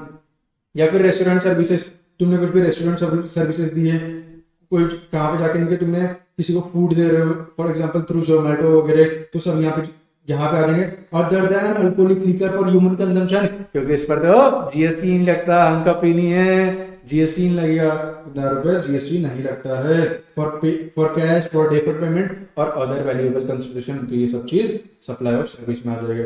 अब Bombay, B for business, transfer of business asset. अगर मैंने क्या किया, मेरा कुछ धंधा है, फॉर एग्जांपल मेरा ऑटो पार्ट्स का बिजनेस है, तो अगर मैं कुछ अपने गाड़ी के लिए ऑयल ले रहा हूँ फॉर पर्सनल पर्पस या फिर नॉन बिजनेस पर्पस, तो सप्लाई ऑफ सर्विस माना गया है। बट अगर कोई बंदा आया मेरे को बोला एक कैस्ट्रॉल ऑयल दे दे, तो मैंने उसको फॉर बिजनेस पर्पस दिया तो वो सप्लाई ऑफ गुड्स माना जाएगा। अगर खुद के लिए लिया तो वो सप्लाई ऑफ सर्विस माना जाएगा। ये दोनों चीज में डिफरेंस है। अब क्या होता है, अगर कभी मेरा धंधा बहुत ही ठप हो गया था, मेरा धंधा बहुत सा डेट हो गया था, तो मैंने धंधा को बंद करने का सोचा, तो जो बिजनेस एसेट्स है वो माना जाएगा कि मैंने अपने course of furtherance of business में वो चीज ट्रांसफर कर दिया, सप्लाई कर दिया, और उस पर जीएसटी लगेगा इमीडिएटली। जब मैं, क्योंकि मैं टैक्सेबल पर्सन था, मैं जीएसटी भरता था, तो जब भी मैं वो बिजनेस बंद करूंगा तब उस पूरे अमाउंट पर जितना भी मेरा पास सामान बचा हुआ है मुझे जीएसटी लगेगा। फॉर एग्जांपल जियो है, अगर उसका धंधा पूरा ही खत्म चल रहा है तो फिर जब वो धंधा बंद करने पर जाएगा तब उस पर जीएसटी लगेगा। बट जियो की इसमें ये चीज पॉसिबल नहीं है। क्यों? क्योंकि अगर जियो गया फॉर एग्जांपल, तो वो गोइंग कंसर्न है। अगर मुकेश अंबानी कुछ होता भी है तो वो आकाश अंबानी या फिर अनंत अंबानी चला सकते हैं, गोइंग कंसर्न है। सेकेंड चीज, carried out by personal representative who is deemed to be taxable person. Isha Ambani चला सकती है, आकाश अंबानी चला सकता है, या फिर अनंत अंबानी को भी जियो चला सकता है। तो उस केस में यहाँ पे जीएसटी नहीं भरना पड़ेगा। और ये सब चीज माना गया है सप्लाई ऑफ गुड्स। अगर मेरा कुछ धंधा है वो बंद करने पे आ गए और जो भी धंधे के एसेट्स होंगे अगर उसको मुझे बेचना पड़ रहा है, उस पर जीएसटी लग रहा है, तो वो सप्लाई ऑफ गुड्स माना गया है। चाहे उस पर आईटीसी लिया हो ना लिया हो, उससे कोई फर्क नहीं पड़ता। तो हमने ये चीज एक स्टोरी के थ्रू समझी। क्या? राज और सिमर की डीडीएलजे नहीं, टीटीएलजे इन आईआरसीटीसी बॉम्बे। अब ये चीज देखते हैं, कुछ नोट्स देख लेते हैं। कंस्ट्रक्शन ऑफ बिल्डिंग, अगर sale of under constructed units है तो वो सप्लाई ऑफ सर्विस माना गया। अगर सेल ऑफ कंप्लीटेड यूनिट है बट बिफोर कंप्लीशन सर्टिफिकेट या फिर बिफोर कंप्लीशन सर्टिफिकेट के पहले कुछ भी पैसा पे कर दिया तो उस पर जीएसटी लगेगा। बट आफ्टर कंप्लीशन सर्टिफिकेट या फिर फर्स्ट ऑक्यूपेशन, दोनों में से व्हिचएवर इज अर्लियर, तो फिर outside the scope of GST हो जाएगा, नेगेटिव लिस्ट में फॉल कर जाएगा, शेड्यूल 3 में फॉल करेगा, तब जीएसटी लगेगा। इसलिए बिफोर वर्ड जरूरी है, आफ्टर रहा तो जीएसटी नहीं लगता है। और अगर कंसिडरेशन बिफोर कंप्लीशन सर्टिफिकेट मिल गया या फिर बिफोर फर्स्ट ऑक्यूपेशन मिल गया, अगर 1 रुपए में मिला तो जितना पूरा टोटल, एग्जांपल 1 करोड़ की प्रॉपर्टी थी पर बिफोर कंप्लीशन सर्टिफिकेट 1 रुपए मिल गया वो बिल्डर को, तो पूरे 1 करोड़ पर जीएसटी लगेगा, एंटायर कॉन्ट्रैक्ट वैल्यू पर जीएसटी लगेगा, not merely on the amount received before completion. ऐसा नहीं है कि मैंने 1 रुपए पे किया था बिल्डर को तो 1 रुपए पर जीएसटी लगेगा, नहीं, पूरे 1 करोड़ पर जीएसटी लगेगा। Transfer of business as a going concern business unit, तो सप्लाई ऑफ सर्विस और वो एग्जेम्प्ट हो जाता है। अगर बिजनेस को गोइंग कंसर्न के थ्रू ट्रांसफर किया तो वो सप्लाई ऑफ सर्विस बोला जाता है उसको, तो वो एग्जेम्प्ट हो जाता है। ट्रांसफर ऑफ मोबाइल है for example, plus assets and liabilities, slum से में कुछ ट्रांसफर किया तो वो सप्लाई ऑफ सर्विस माना गया है। अब सॉफ्टवेयर में आते हैं। सॉफ्टवेयर सप्लाई किया, अगर कस्टमाइज सॉफ्टवेयर है तो वो सप्लाई ऑफ सर्विस माना जाएगा। बट अगर प्री पैकेज सॉफ्टवेयर है, फॉर एग्जांपल टैली सॉफ्टवेयर है, अगर वो सोल्ड एज अ प्रोडक्ट है तो सप्लाई ऑफ गुड्स माना जाएगा। बट अगर लाइसेंस टू यूज दिया गया है, कुछ 2 साल का मैंने लाइसेंस लिया है, तो सप्लाई ऑफ सर्विस माना जाएगा। फिर कुछ अदर पॉइंट्स में देख लेते हैं। अगर लेबर प्लस मटेरियल कॉन्ट्रैक्ट्स है relating to movable goods are treated as supply of services. For example, मेरी कार खराब हो गई थी, मैंने गैरेज में दे दिया था, लेबर प्लस मटेरियल कॉन्ट्रैक्ट है, they involve processing of goods belonging to other persons but ये सप्लाई ऑफ सर्विस माना जाएगा, ना कि सप्लाई ऑफ गुड्स। वो अगर कुछ एग्जांपल एयर फिल्टर भी लगा रहा है तो वो चीज सप्लाई ऑफ सर्विस में क्लासिफाई होगी, क्योंकि वो गुड्स को किसी दूसरे पर्सन से लेके मेरी गाड़ी में लगा रहा है, बट वो चीज तो मुझे सर्विसेज दे रहा है ना, वो गैरेज वाला तो मुझे सर्विसेज दे रहा है, इसलिए वो चीज सप्लाई ऑफ सर्विसेज में क्लासिफाई होगी। जो सप्लाई ऑफ इलेक्ट्रिसिटी रहता है, जो कि एग्जांपल रहती है, वो सप्लाई ऑफ गुड्स माना जाता है। डीजी पावर, डीजी सेटअप रहता है जो पावर बैकअप के लिए रहता है, वो सप्लाई ऑफ सर्विस माना जाता है। अगर वो जॉब वर्कर है, फॉर एग्जांपल मेरा कैलकुलेटर खराब हो गया था, मैंने ये रिपेयर करने के लिए दिया, तो वो तो मुझे सर्विसेज दे रहे हैं, ठीक है, तब तो वो सप्लाई ऑफ सर्विसेज में माना जाएगा। बट अगर कोई जॉब वर्कर है, उसके पास ऐसा कुछ खराब लैपटॉप पड़ा हुआ है, मतलब ऐसा, और वो खुद उसको बनाता है और बेचता है उसको लैपटॉप को, और वो खुद की अकाउंट में कर रहा है कि थर्ड पार्टी के लिए काम नहीं कर रहा है, तो वो चीज को सप्लाई ऑफ गुड्स माना जाएगा, ना कि सप्लाई ऑफ सर्विसेज। अगर वो मेरे लिए कुछ काम कर रहा है तब उसको सप्लाई ऑफ सर्विसेज माना जाएगा। अगर वो खुद के अकाउंट के थ्रू वो काम कर रहा है, अगर वो खुद बना रहा है और बेच रहा है, तो फिर वो चीज को सप्लाई ऑफ सर्विसेज नहीं बोल के सप्लाई ऑफ गुड्स बोला जाएगा। ये एग्जांपल हम थोड़ी देर बाद देखते हैं। अभी हम देखते हैं schedule 3, that is section 7.2, activities not treated as supplier. इसको एक कहानी के थ्रू समझा दो, आपको हमेशा याद रहेगी, इसकी जिम्मेदारी मेरी। एक एम्प्लॉयर था समय, एक एम्प्लॉय था रणवीर, दोनों का बहुत झगड़ा होता है, दोनों की बात कोर्ट तक पहुंच जाती है, दोनों एमपीएमएलए की सिफारिश लेते हैं, पर कोर्ट का ऑर्डर आने तक दोनों मर चुके होते हैं। बाद में पता चलता है ये झगड़ा लैंड एंड बिल्डिंग की वजह से था। तो ये 5 चीजें। First, service by an employ to the employer in the course of और in relation to his employment. Second, service by any court और tribunal established under any law. Third, functions perform by member of parliament, member of state legislature, member of panchayat, member of municipalities and other local authorities. Fourth, services of funeral, burial, crematorium or mortuary services, including transportation of the deceased. Sale of land and building, subject to paragraph 5B of Schedule 2. ये 5 चीज supply नहीं, और supply नहीं तो GST नहीं लगता, because GST follows my brother. और बाद में एक ट्विस्ट आता है कहानी में, ये रणवीर ने land and building betting and gambling बेच दी। बेटिंग एंड गैम्बलिंग तो एक्शनेबल क्लेम होता है ना, एक्शनेबल क्लेम सप्लाई नहीं है, और सप्लाई नहीं रहता तो जीएसटी नहीं लगता है। But specified actionable claim supply होते हैं और उस पर जीएसटी भी लगता है, वो भी एट द रेट 40%। कौन कौन से? Lottery, betting, gambling, horse racing, casino, online money gaming, इन पर जीएसटी लगता है, वो भी एट द रेट 40%। ये रणवीर ना बहुत चालाक आदमी था, ये जॉब के साथ साथ बिजनेस भी करता था। ये करता था, चाइना से माल लेता था, इंडिया में आने से पहले ही दुबई में हबीबी को बेच देता था, आउट एंड आउट सप्लाई करता था। कभी कभी तो अगर इंडिया में आ भी गया तो before clearance for home consumption file होने से पहले ही ये माल दुबई में हबीबी को बेच देता था। और ये इतना शातिर था ना, कभी कभी तो समंदर के बीच में बैठ के ना आईसीसीएल की डील कर लेता था। तो ये तीनों चीज, first out and out supply, that is merchant trading outside India. Supply of warehouse goods before clearance for home consumption, that is supply of goods warehoused in SEZ और in a free trade warehousing zone to any person before clearance for exports और to the domestic tariff area. ICCL, that is transfer of title of goods before clearance for home consumption. ये तीनों चीज supply नहीं है, supply नहीं रहता तो GST नहीं लगता है। फिर रणवीर का धंधा नहीं बहुत रिस्की था, तो इसने इंश्योरेंस करवा रखा था, और बहुत सारे ऐसे इंश्योरेंस थे। तो एक लीड इंश्योरेंस था, बाकी को इंश्योरेंस थे। तो क्या करता था, पहले लीड इंश्योरेंस को पैसा देता था, लीड इंश्योरेंस को इंश्योरेंस में पैसा बांट देता था। तो जो लीड इंश्योरेंस ने को इंश्योरेंस में पैसा बांटा है उस पर जीएसटी नहीं लगेगा, क्योंकि वह सप्लाई नहीं है, सप्लाई नहीं रहता तो जीएसटी नहीं लगता है, प्रोवाइडेड जो लीड इंश्योरेंस है उसने पूरे अमाउंट पर जीएसटी पे करना चाहिए। और इसका धंधा इतना रिस्की था ना, जो इंश्योरर था ना वो भी खुद का री इंश्योरेंस करवा लेता था। तो जो इंश्योरर री इंश्योरेंस को जो पैसा पे करता था आफ्टर डिडक्टिंग दैट री इंश्योरेंस कमीशन, तो जो री इंश्योरेंस कमीशन वाला अमाउंट था जो डिडक्ट करता था उस पर जीएसटी नहीं लगेगा, क्योंकि वह सप्लाई नहीं, और सप्लाई नहीं रहता तो जीएसटी नहीं लगता। प्रोवाइडेड जो री इंश्योरर था उसने ग्रॉस इंश्योरेंस प्रीमियम पर जीएसटी पे करना चाहिए। तो 9th point, that is apportionment of coinsurance premium by the lead insurer to the co-insurer for insurance services jointly supplied by the lead insurer and the co-insurer to the insured in the insurance engagement. यहाँ पे provided the lead insurer pays applicable taxes on entire insurance premium paid by the insured. Services by insurer to reinsurer where reinsurance commission is deducted from reinsurance premium paid by the insurer to the reinsurer, provided जो री insurer था वो pay करेगा GST on gross insurance premium payable by the insurer to the reinsurer inclusive of the said reinsurance commission. चलो अब देखते ये जो 10 चीजें पढ़े हमने जो स्केड्यूल में फॉलो होती है, जो सप्लाई में माने जाते हैं, उसको डिटेल में समझते हैं। Service by employee to employer in the course of his employment, ये सप्लाई नहीं जीएसटी में लगेगा।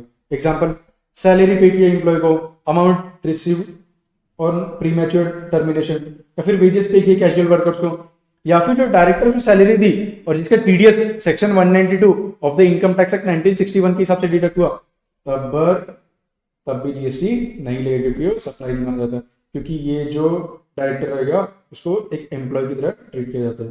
Casual workers are treated as employees of the contractor agency engaging them. However, जो services provided outside the ambit of employment will qualify as service supply, और supply रहेगा तो GST आएगा, because GST follows my brother. Example, services provided on principal to principal basis. Example, employee ने employer को एक calculator भेज दी, हाँ, employ का धंधा भी था side by side. Non compete fees, non compete fees कि भाई तू उसका पढ़ाने नहीं जाएगा, क्योंकि तू बहुत अच्छा पढ़ाता है ना, तो विशाल तू उसका पढ़ाने मत जा, मैं तेरे को 5 साल के लिए 1 करोड़ रुपए दे दो एडिशनल, तो नॉन कॉम्पिट फीस पर भी जीएसटी लगेगा। Director remuneration where TDS is deducted under section 194J, that is under professional services. Professional services दे रहा है तो भाई किस तरह का एम्प्लॉय, वो तो एम्प्लॉय नहीं है, वो तो प्रोफेशनल सर्विसेज दे रहा है, तो वो outside the ambit of employment है, इसलिए उस पर जीएसटी लगेगा, बिकॉज वो सप्लाई है। Recovery of bond amount from the outgoing managing director, वो सप्लाई नहीं होता। सेकंड, सर्विसेज बाय कोर्ट और ट्रिब्यूनल, वो भी सप्लाई नहीं माना जाता। Example, fees charge by consumer dispute redressal commission are not subject to GST, because वो क्वासी जुडिशियल ट्रिब्यूनल है। बट आर्बिट्रल ट्रिब्यूनल ये एंट्री कवर नहीं होता, मतलब आर्बिट्रल ट्रिब्यूनल अगर सर्विसेज देगा तो शायद उस पर जीएसटी लग सकता है, ये नेक्स्ट चैप्टर्स में अपन देखेंगे।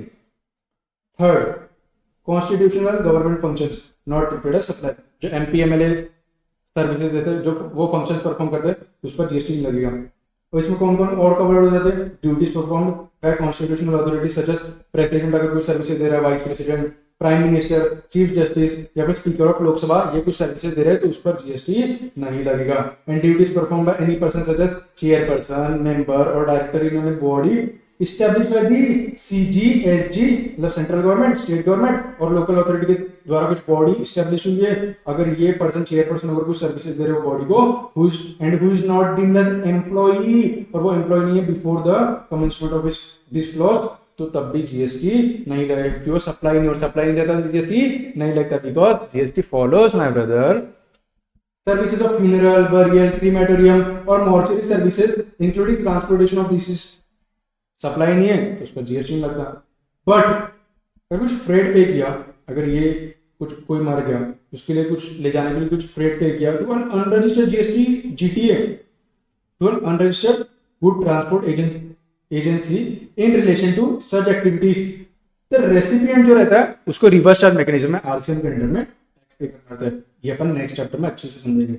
बट वो आरसीएम में टैक्स पे कर देगा, इसको उसका क्रेडिट नहीं मिलेगा, क्योंकि वो जो जीटीए सर्विसेज है वो use exclusively for non taxable supplies है। ये नेक्स्ट चैप्टर में बहुत अच्छे से क्लियर हो जाएगा अपने को। Sale of land and building, ये सप्लाई नहीं होता तो इस पर जीएसटी लगेगा ही नहीं। इसमें डेवलप्ड लैंड भी इंक्लूडेड है, बट जो services relating to development of land such as developing charges, such as laying of drainage pipelines are taxable under GST at applicable rate of such service। जो services है relating to वो development of land, उस पर तो GST लगेगा। Actionable claim पर GST नहीं लगता है, स्पेसिफाइड एक्शनेबल क्लेम पर जीएसटी लगता है, वो भी एट द रेट 40% को हमने देख ली। Out and out supplies, Ranveer चालाक आदमी out and out type supply करता था। तो मर्चेंट ट्रेडिंग, अब क्या होता है, जैसे मैंने non taxable territory for example China से कुछ घूस लिया और दुबई में भेज दिया इंडिया आने से पहले, तो उसको बोलते हैं merchant trading on principal to principal basis without the goods entering into India.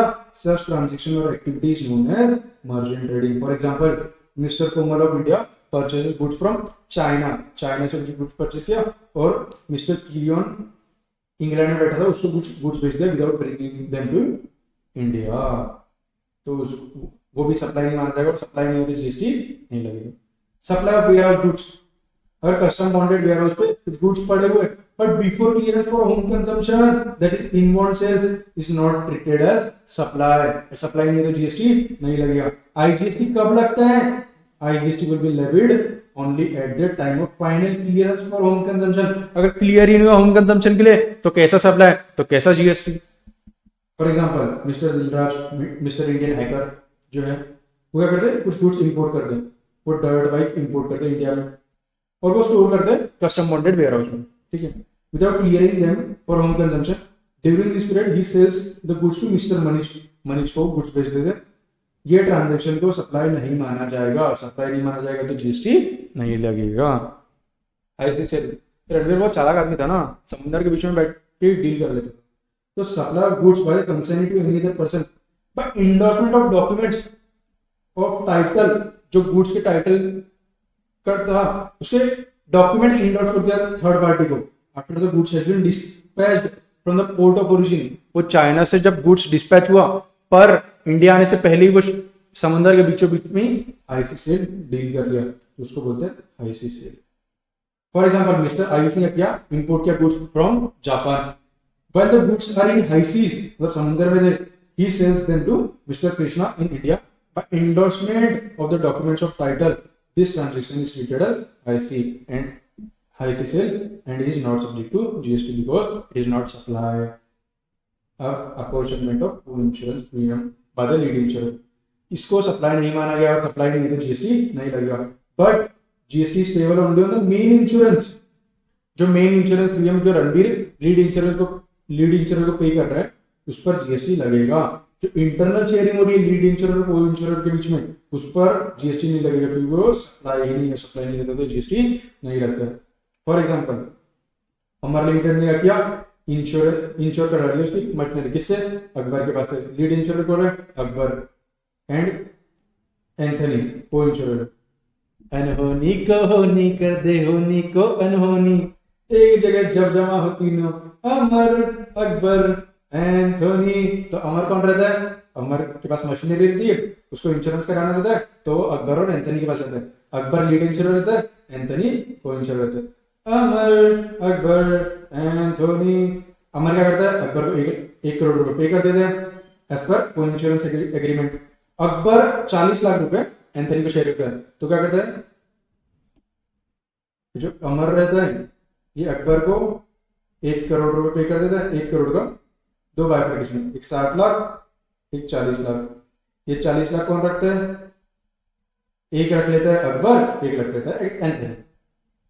तो 1 करोड़ जो अमर ने अकबर को पे किया, ये 1 करोड़ पर जीएसटी लगेगा प्योर सप्लाई ऑफ सर्विस है।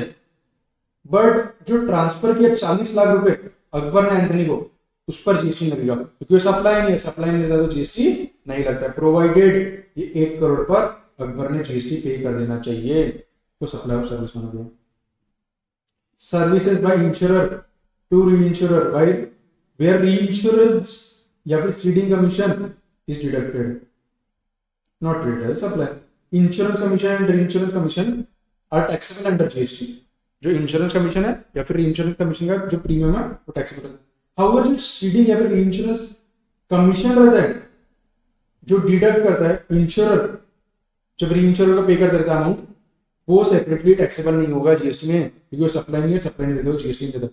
फिर से अनहोनी को होनी कर दे, होनी को अनहोनी, एक जगह जब जमा होती no, Amar Akbar Anthony, Amar Akbar Anthony. तो अमर ने क्या किया? इंश्योरेंस के लिए गया फिर से अकबर के पास। अकबर को क्या किया? 1 करोड़ रुपए दे दिया। अकबर ने खुद का भी इंश्योरेंस निकालवा लिया और एंथनी को इस बार 80 लाख रुपए दे दिया। तो समझते फिर से अमर इसने 1 करोड़ रुपए दिया अकबर को, अकबर ने क्या किया? इसमें से 80 लाख रुपए दे दिया एंथनी को, एंथनी को दिया, ये अकबर है हमारे।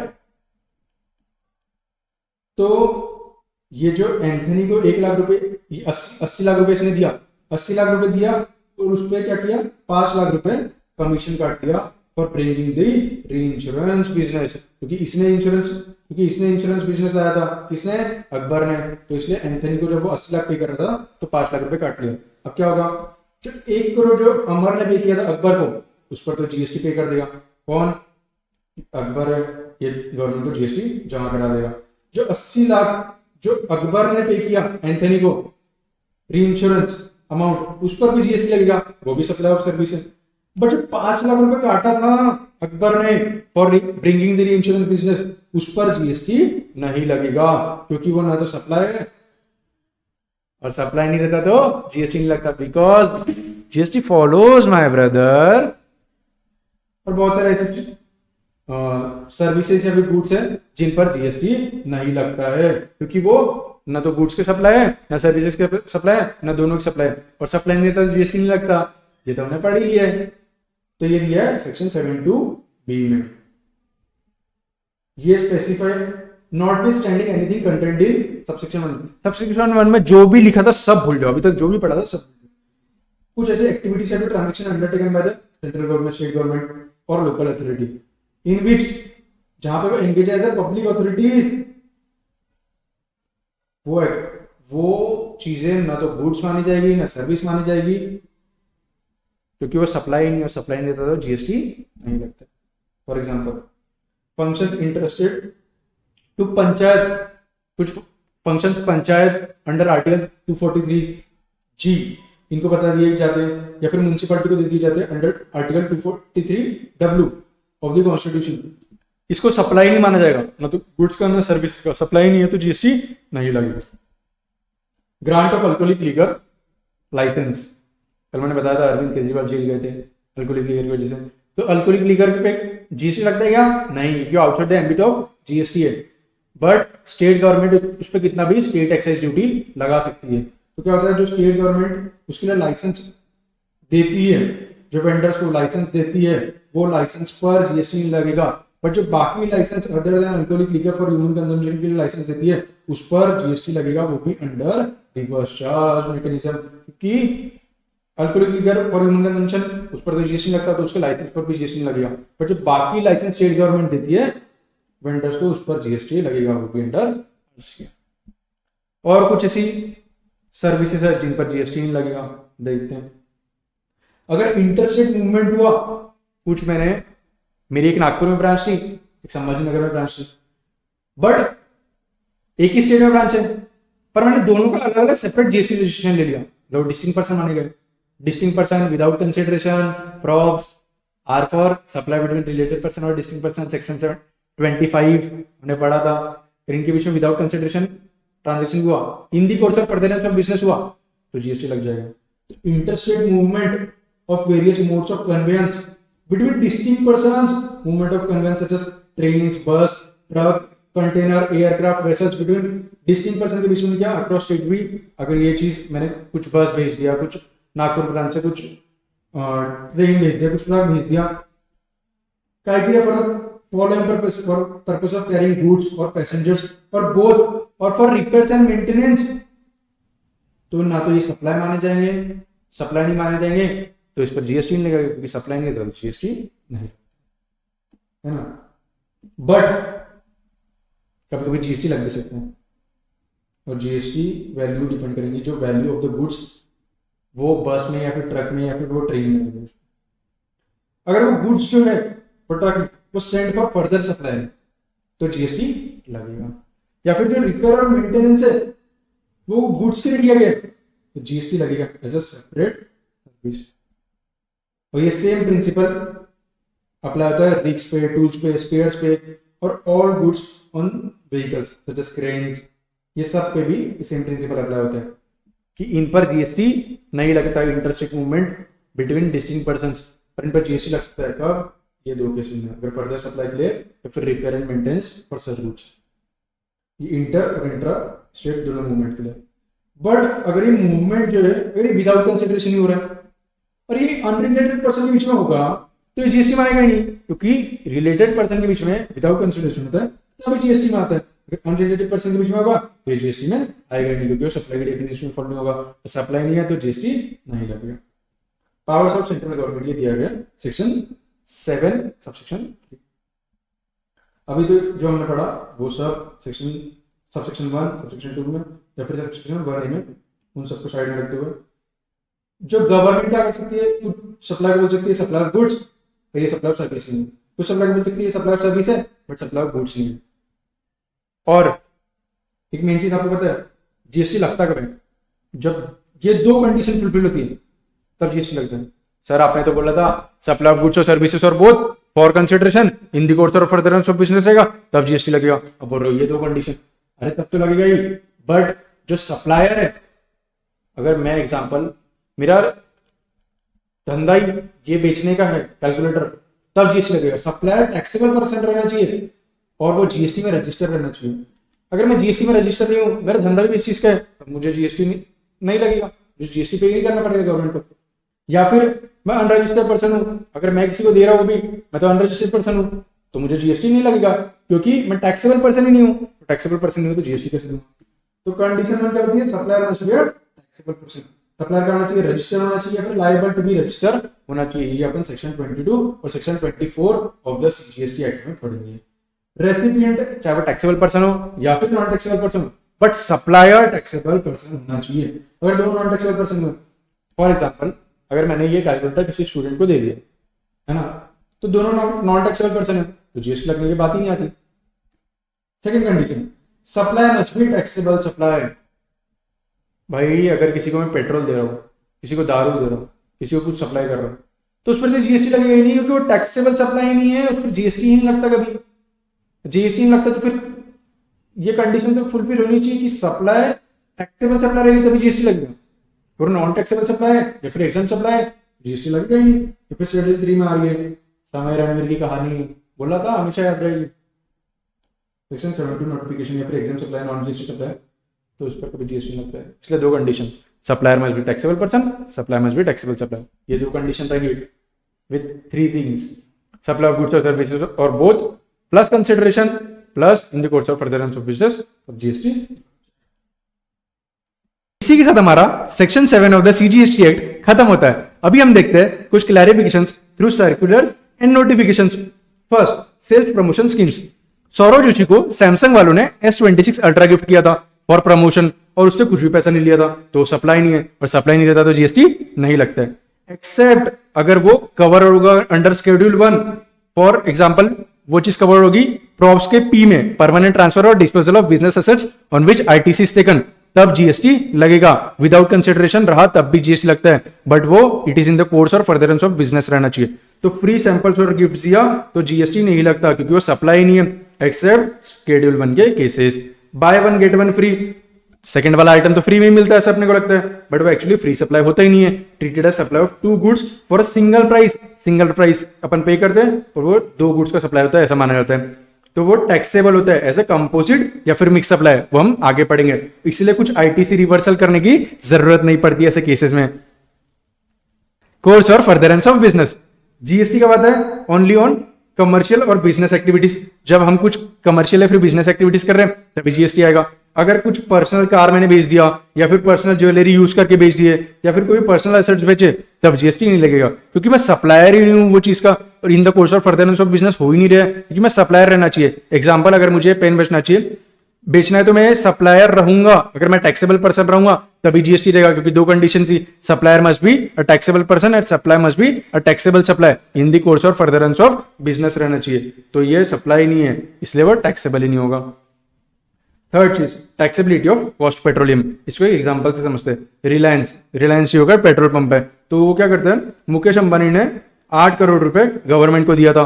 ये उन्होंने क्या किया था, एक प्रोडक्शन शेयरिंग कॉन्ट्रैक्ट एंटर किया था गवर्नमेंट के साथ और 8 करोड़ रुपए दिया था लाइसेंस लेने के लिए पेट्रोल पंप का, और उस साल में उसकी 10 करोड़ की सेल हुई थी, तो 2 करोड़ का उसको प्रॉफिट हो गया। गवर्नमेंट ने बोला था जितना भी तुझे प्रॉफिट होगा ना मुकेश, उसमें से 20% हमारा रहेगा और 80% तेरा अमाउंट रहेगा। तो जो 8 करोड़ उसने गवर्नमेंट को पे किया था, जो कॉस्ट पेट्रोलियम, क्योंकि 10 करोड़ में से 8 करोड़ तो कॉस्ट ही निकल गई उसकी, तो कॉस्ट पेट्रोलियम क्या है, recovery of contractors exploration and production cost है, तो इस पर जीएसटी नहीं लगेगा क्योंकि ये सप्लाई नहीं है, और सप्लाई नहीं रहता तो जीएसटी नहीं लगता है। अब जो प्रॉफिट पेट्रोलियम है 2 करोड़ है, इसमें से 20% शेयर तो गवर्नमेंट का ही है, मतलब इसमें से 40 लाख तो गवर्नमेंट का ही है, ये एग्जेम्प्ट रहता है।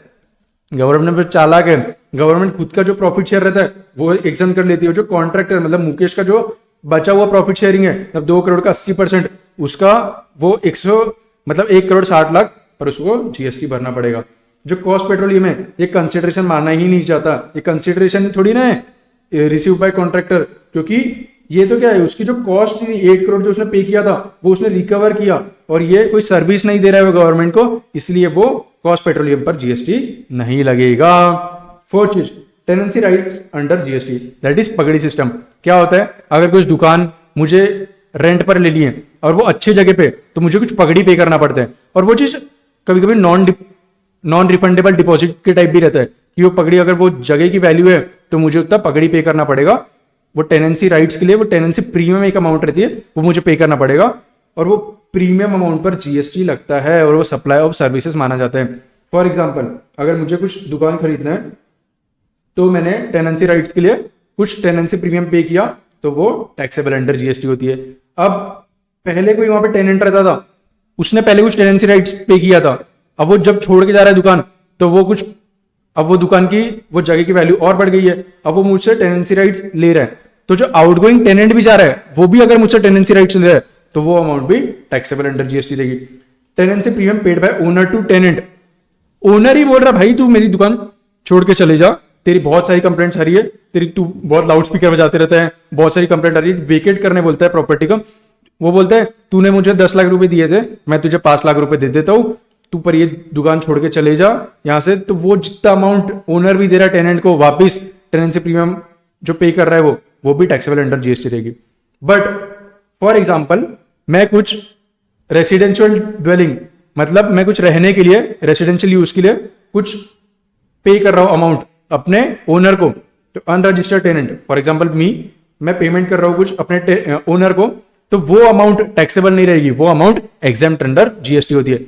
फॉर एग्जाम्पल, अगर मेरे पापा रजिस्टर्ड सोल प्रोप्राइटर भी अगर फॉर रेसिडेंशियल पर्पस कुछ घर ले रहे हैं, कुछ जगह ले रहे, कुछ जगह ऑक्यूपाई कर रहे, तो उस पर भी जीएसटी नहीं लगेगा, वो एग्जेम्प्ट रहेगा। बट कंडीशन ये है, वो पर्सनल कैपेसिटी में लेना चाहिए, और वो यूज होना चाहिए वो जगह as a residence, not as a commercial business. Fifth, priority sector lending certificate. ये क्या होता है, जो बैंक्स रहती है उनको आरबीआई बोलता है तुमको इतने सर्टिफिकेट लेंड करना ही है, स्मॉल एग्रीकल्चरल फार्मर्स को, स्मॉल वेंडर्स को, मतलब बिजनेसमैन को तुमको इतने सर्टिफिकेट लेंड करना ही है। तो जो प्रायोरिटी सेक्टर लेंडिंग सर्टिफिकेट रहते हैं, ये गुड्स के नेचर में रहते हैं, ना कि सर्विसेज के या फिर सिक्योरिटीज के नेचर में। और जो ट्रांजेक्शन होता है ये आरबीआई ई कुबेर पोर्टल के थ्रू होता है। जो जीएसटी लगेगा वो आईजीएसटी लगता है हमेशा, क्योंकि ये इंटरस्टेट से सप्लाई माना गया है, और ये हमेशा रिवर्स चार्ज में टैक्सेबल होता है at the rate 12%, not under forward charge. Donation, अपने सलमान भाई क्या करते थे, पेंटिंग करते थे, उससे जो भी पैसा आता था उसको बेच के जो भी पैसा आता था वो अपने काइंड ह्यूमन में डोनेट करते थे। तो donation received by charitable organisation, for example kind human, from individual donors, that is Salman भाई, विदाउट क्विड प्रो क्यो। अगर मैंने कुछ डोनेशन किया उसके बदले कुछ भी नहीं ले रहा हूं, उसको बोलते विदाउट क्विड प्रो क्यो, something for something. Donation treated as considerations only if the recipient is obliged to do something in return. Donation को कंसिडरेशन कब माना जाएगा, कब उस पर जीएसटी लगेगा, जब वो रेसिपिएंट जो है, जब वो चैरिटेबल ऑर्गेनाइजेशन जो है उसको वो डोनर के लिए कुछ करना पड़ रहा है, अगर उसको कुछ करना नहीं पड़ रहा है इन रिटर्न, तो वो टैक्सेबल नहीं होगा, उस पर जीएसटी नहीं लगेगा। उसकी 3 कंडीशन होती है। क्या क्या कंडीशन होती है उसकी, जो गिफ्ट और डोनेशन, फॉर एग्जाम्पल सलमान भाई ने charitable organisation that is kind human को दिए। सेकेंड चीज, जो पेमेंट है वो प्योरली डोनेशन के रूप में होना चाहिए। थर्ड चीज, उसका जो नेचर है वो कुछ कमर्शियल गेन कमाने के चक्कर में नहीं होना चाहिए। ऐसा नहीं सिर्फ तुम दिखा रहे हो कि मैंने काइंड ह्यूमन को डोनेशन दिया और उससे पैसा तुम वापस खुद ही लेते जा रहे हो, या फिर तुम्हारा कुछ एडवर्टीजमेंट नहीं होना चाहिए उससे। फॉर एग्जाम्पल, मैंने लक्ष्य सी के बिहाफ पे डोनेशन किया, तो अगर उसके बिहाफ पे डोनेशन कर रहा हूं मतलब मेरा एडवर्टीजमेंट हो रहा है, तो उस पर जीएसटी लगेगा, वो सप्लाई माना जाएगा।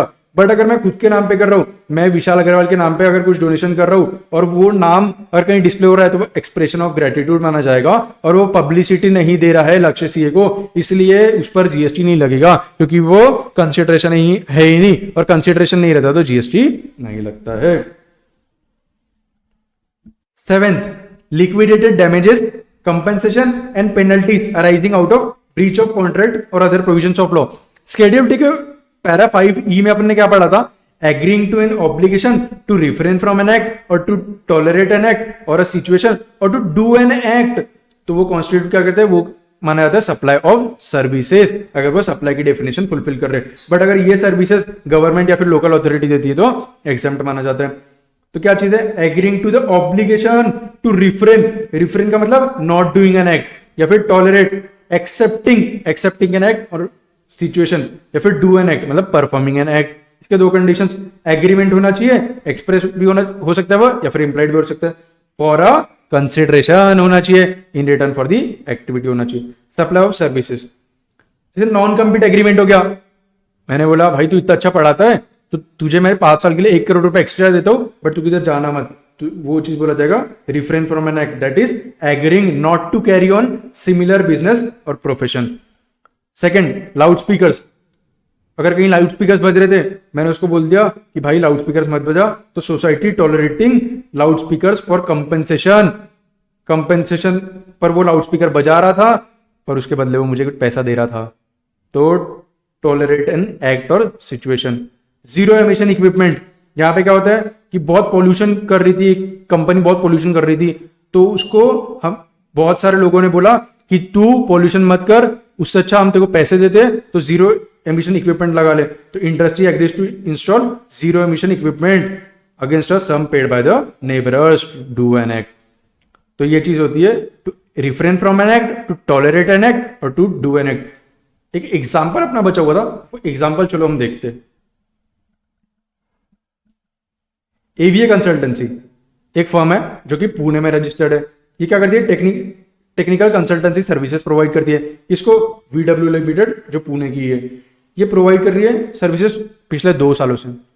तो 14 फरवरी को वीडब्ल्यू को बहुत प्यार आते रहते हैं, वो एवीए को 50 लाख रुपए दे देती है और बोलती है एवीए एक वादा कर, तू ये जो सर्विसेज दे रही है, ये सर्विसेज, ये सिमिलर सर्विसेज किसी भी एंटिटी को नहीं देगी तू, चाहे वो इंडिया में हो चाहे वो अब्रॉड में हो, for a period of 8 years. AVA consultancy मान जाती है और एवीए कंसल्टेंसी 50 लाख रुपए ले लेती है। बट वो बोलती है एवीए कंसल्टेंसी ये 50 लाख पर जीएसटी नहीं लगेगा। जीएसटी का रेट एवीए की सर्विसेज पे 18% रहता है, और वीडब्ल्यू कुछ एक्स्ट्रा अमाउंट पे करने के लिए रेडी नहीं देती, बोलती है 50 लाख बहुत हो गए तेरे लिए, है ना। Whether the services are taxable, बताओ। Yes, the services are taxable because ये जो एवीए कंसल्टेंसी है ये क्या करिए, agreeing to refrain from an act, और ये कहां फॉलो होता है, schedule two para 5, that is supply of services, it is treated as supply of services under schedule 2। The view of AVA consultancy, उसका व्यू वैलिड नहीं है because इस पर जीएसटी पे करना ही पड़ेगा, और जो 50 लाख है वो अमाउंट को माना जाएगा इंक्लूसिव ऑफ जीएसटी। तो रिवर्स कैलकुलेशन करके taxable value and GST value find out की जाएगी। तो हमने देखा to refrain from an act, to tolerate an act और टू डू एन एक्ट, ये टैक्सेबल अंडर जीएसटी होते हैं। सप्लाई ऑफ सर्विस माने जाते हैं under schedule 2। Liquidated damages, liquidated damages for example building, मैंने एक बिल्डिंग बनाने के लिए एक बंदे को कॉन्ट्रैक्ट दिया था, उसको बोला था 1 साल में बिल्डिंग कंप्लीट कर देना, बट 1 साल 6 महीने हो गए, बिल्डिंग का कॉन्ट्रैक्ट ही कंप्लीट नहीं हुआ। तो उसने बोला था अगर 1 साल में कॉन्ट्रैक्ट कंप्लीट नहीं हुआ तो मैं तुझे 50,000 रुपए दे दूंगा। तो क्या हुआ, जो लिक्विडेटेड डैमेजेस था, जो 50,000 रुपए थे वो मेयरली कंपनसेशन फॉर लॉस थे, और जो कॉन्ट्रैक्ट जो एंटर हुआ था वो फॉर परफॉर्मेंस था, नॉट फॉर ब्रीच। एक्चुअली में तो बिल्डिंग बनाने का कॉन्ट्रैक्ट हुआ था ना, ऐसा नहीं कि 50,000 के लिए कॉन्ट्रैक्ट हुआ था, एक्चुअल में तो बिल्डिंग बनाने के लिए कॉन्ट्रैक्ट हुआ था, पर बिल्डिंग तो बनी नहीं थी 1 साल के अंदर में। तो जो लिक्विडेटेड डैमेजेस है वो डिजायर्ड आउटकम थोड़ी ना है, बिल्डिंग थोड़ी ना बन गई, 50,000 देने से बिल्डिंग थोड़ी ना बन गई थी उसकी। तो वो रिप्रेजेंट नहीं करते consideration for tolerating, for refraining from और फॉर परफॉर्मिंग एन एक्ट, इसीलिए वो सप्लाई नहीं माने जाते, और सप्लाई नहीं माने जाते तो जीएसटी नहीं लगता है, because GST follows my brother. अब देखते कौन कौन से चीज सप्लाई नहीं माने जाते। For example damage to property due to negligence, या फिर पायरेसी और unauthorised use of trade name और कॉपीराइट, कोई यूज कर लेते हैं कॉपीराइट वगैरह। Penalty for delay in construction of houses, जो एग्जांपल मैंने दिया। Forfeiture of earnest money by a seller in the breach of agreement to seller immovable property. तो बायर कुछ अमाउंट पे कर देता है सेलर को, जो कि नॉन रिफंडेबल अमाउंट रहता है, तो वो सेलर फॉरफिट कर लेता है वो अमाउंट को, तो वो सप्लाई नहीं है, सप्लाई नहीं है तो जीएसटी नहीं लगेगा। सेम एग्जांपल, गवर्नमेंट या फिर लोकल अथॉरिटी क्या करती है, कुछ अगर घर के लिए वो नीलामी के लिए जाते हैं और वो सक्सेसफुल बिडर को फाइंड आउट कर लेते हैं, बट सक्सेसफुल बिडर क्या करता है, जीतने के बाद जो वो घर खरीदता ही नहीं है कभी, तो जो अमाउंट उसने बीड के समय पे किया था वो गवर्नमेंट फॉरफिट कर लेती है, वो गवर्नमेंट वापस नहीं देती है। तो ये सप्लाई नहीं है, सप्लाई नहीं रहता तो जीएसटी नहीं लगेगा वो अमाउंट पर जो उसने फॉरफिट कर लिया। बट कुछ चीज सप्लाई मानी गई है, कौन कौन सी वो चीज है, भले वो पेनल्टी और फाइन है बट वो चीज सप्लाई मानी गई, वो टैक्सेबल अंडर जीएसटी है at the principal rate. For example ticket cancellation charges, मुझे जाना था अहमदाबाद आईपीएल की मैच देखने के लिए, बट एकदम से लास्ट मोमेंट पे कुछ हो गया, टिकट कैंसिल हो गई, तो टिकट कैंसिलेशन चार्जेस पर जीएसटी लगेगा at the principal rate. Late payment fee और सरचार्ज, किसी बैंक को मैंने वादा किया था कि इस टाइम पर लोन पे कर दूंगा बट लोन पे नहीं किया उस टाइम पर, तो लेट पेमेंट फी या फिर सरचार्ज मुझे जमा कराना पड़ा, उस पर जीएसटी लग गया। कभी जल्दी मैंने लोन पे कर दिया, प्रीपेमेंट पेनल्टी कुछ लगती है लोन्स पर, उस पर मुझे जीएसटी देना पड़ेगा। Early termination fee for lease agreement, उस पर जीएसटी लगता है क्योंकि वो सप्लाई है। Forfeiture of security deposit in tour packages, अगर कहीं बाली जाने का एग्जांपल टूर पैकेज मैंने बुक कर लिया 4 दिन का, बट ऐसा हुआ कि कुछ कंडीशन या फिर कुछ सिचुएशन ऐसी आई कि नहीं जा पाए, तो वो जो सिक्योरिटी डिपॉजिट जमा किया था मेक माई ट्रिप को वो फॉरफिट कर लेगी, और वो फॉरफीचर अमाउंट जितना भी हमने सिक्योरिटी डिपॉजिट किया था उस पर जीएसटी लगेगा क्योंकि वो सप्लाई है, वो भी at the rate principal rate. Cheque dishonoured, cheque bounce हो गया, उसकी फाइनल पेनल्टी, वो कंसिडरेशन नहीं है तो उस पर सब कंसिडरेशन नहीं है, सप्लाई नहीं है तो उस पर जीएसटी नहीं लगेगा। Penalty impose for violation of laws, consideration ही नहीं है, सप्लाई नहीं है तो उस पर जीएसटी नहीं लगेगा।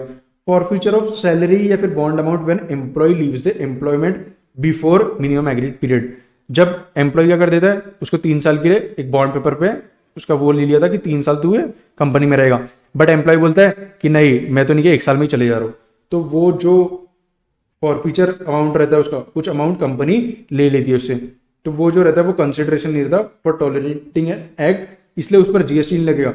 वो क्या रहता है, एक पेनल्टी रहती है, वो नॉन सीरियस इंप्लॉयज को दिखाने के लिए कि भाई ऐसा मत करो, अगर तुम ऐसा करोगे तो क्या होता है हम तुम्हारा पैसा जब्त कर लेंगे, to discourage and deter such a situation, और वो सप्लाई नहीं होता एक्चुअल में, इसलिए जीएसटी नहीं लगेगा। Penal charges levied by banks और NBFCs for breach of term loans, earlier penal interest was levied, तो वो लिक्विडेटेड डैमेजेस के टाइप रहते हैं। लिक्विडेटेड डैमेजेस एक्चुअल में परफॉर्मेंस रहता ही नहीं, वो सिर्फ ब्रीच के लिए कंपेंसेशन लॉस रहता है, तो ये भी उस टाइप का ही है, तो इस पर इसलिए जीएसटी नहीं लगेगा। ये सिर्फ इसलिए डराने के लिए कि ये नॉन कंप्लायंस कर रहे हो तो तुम पर चार्जेस लगेंगे, ये सर्विस ही नहीं है, सप्लाई ही नहीं है ये चीज़, इसलिए जीएसटी लगेगा ही नहीं।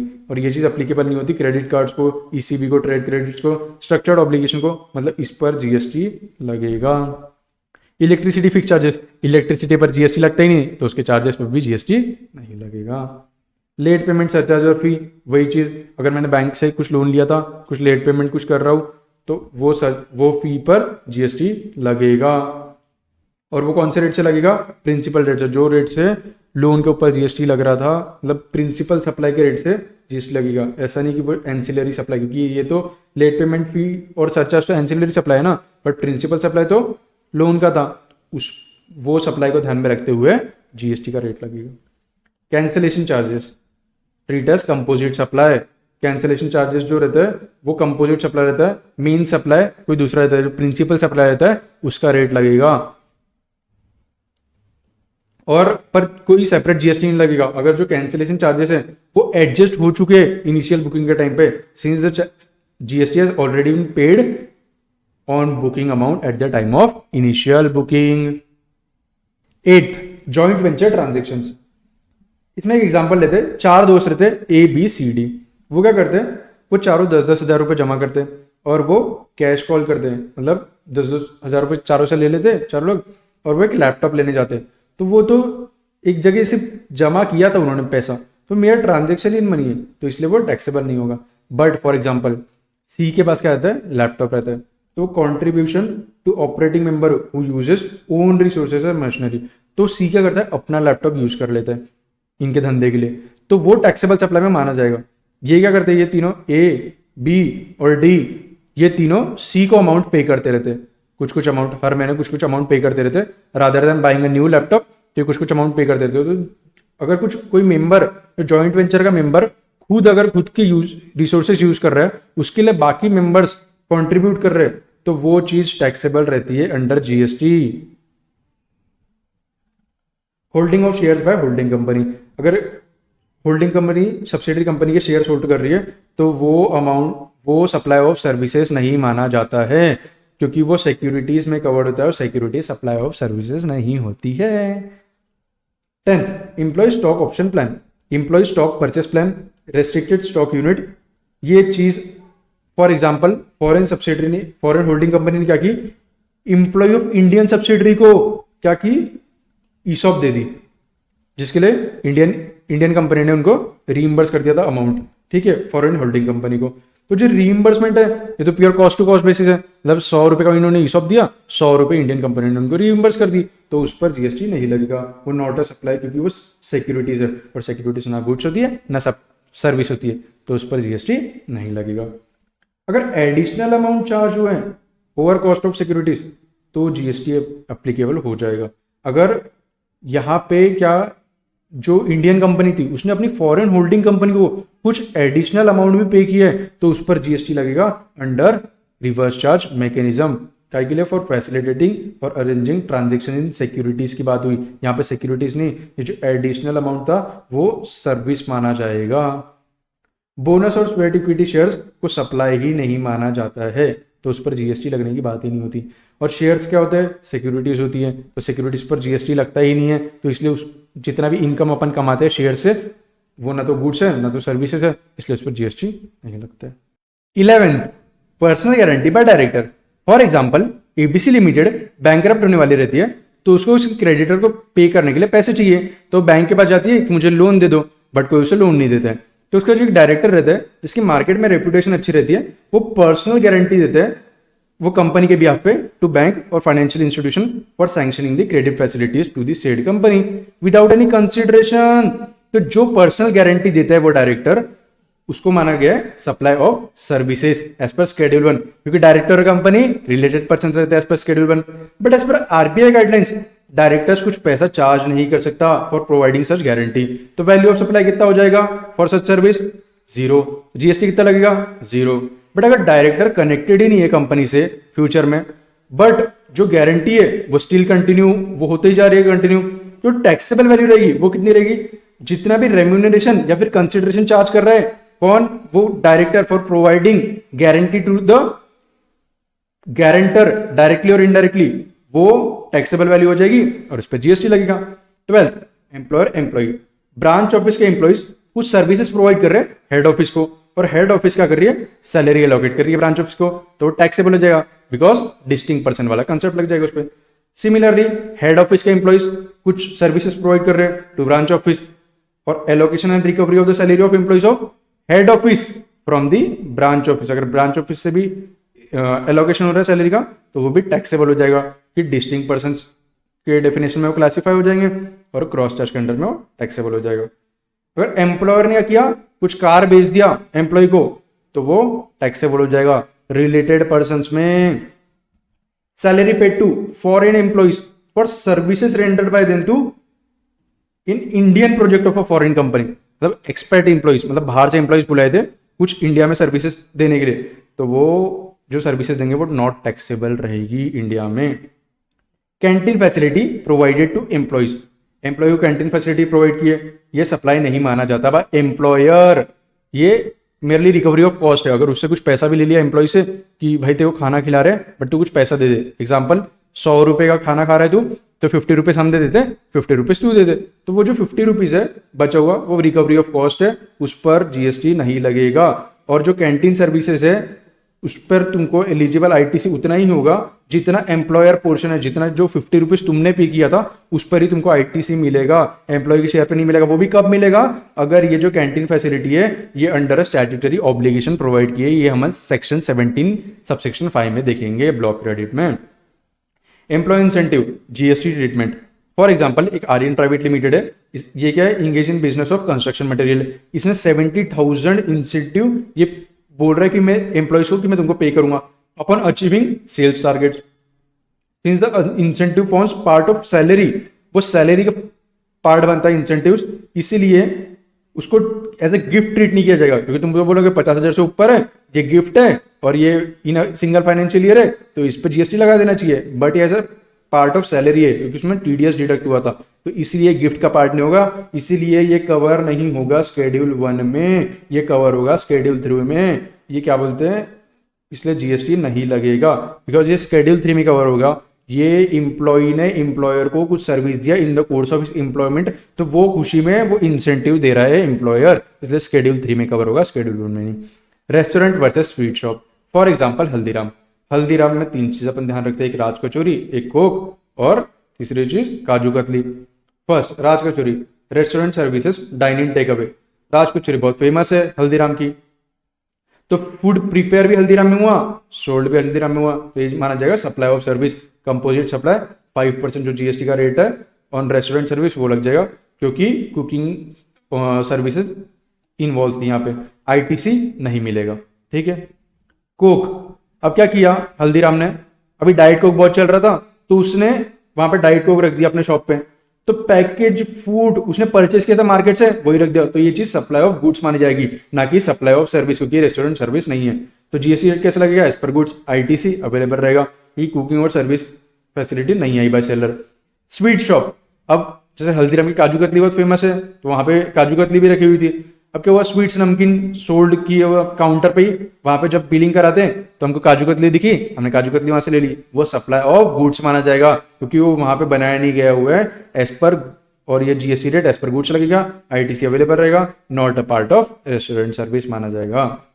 हायरिंग ऑफ क्रेन, जो क्रेन कंपनीज रहती है वो क्रेन देती है हायर पे, तो वो transfer of right to use goods, ये ऐसा नहीं बोल रही कि हायर क्रेन तुम्हारी हो गई, वो सिर्फ कुछ टाइम के लिए क्रेन दे रही है, तो वो ट्रांसफर ऑफ टाइटल नहीं करती, इसलिए विदाउट ट्रांसफर ऑफ टाइटल, क्योंकि ट्रांसफर ऑफ टाइटल होता है तो सप्लाई ऑफ गुड्स होता, तो ट्रांसफर ऑफ टाइटल नहीं है इसलिए सप्लाई ऑफ सर्विस होता है।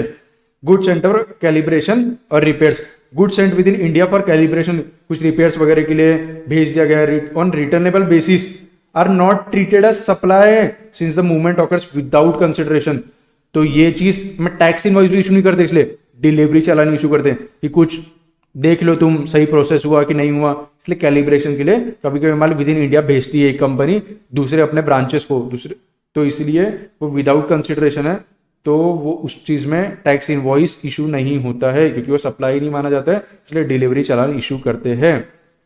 Replacement of goods repair during warranty is generally not treated as separate supply because as the cost is already included in the original supply। separate supply नहीं मानते, supply मानते, ध्यान रखना, separate supply नहीं मानते। For example manufacturer, example मैंने calculator purchase किया था, कैलकुलेटर खराब हो गया, तो मैन्युफैक्चरर ने रिप्लेस कर दिया विदाउट एडिशनल चार्ज, तो no GST, already included in the original price.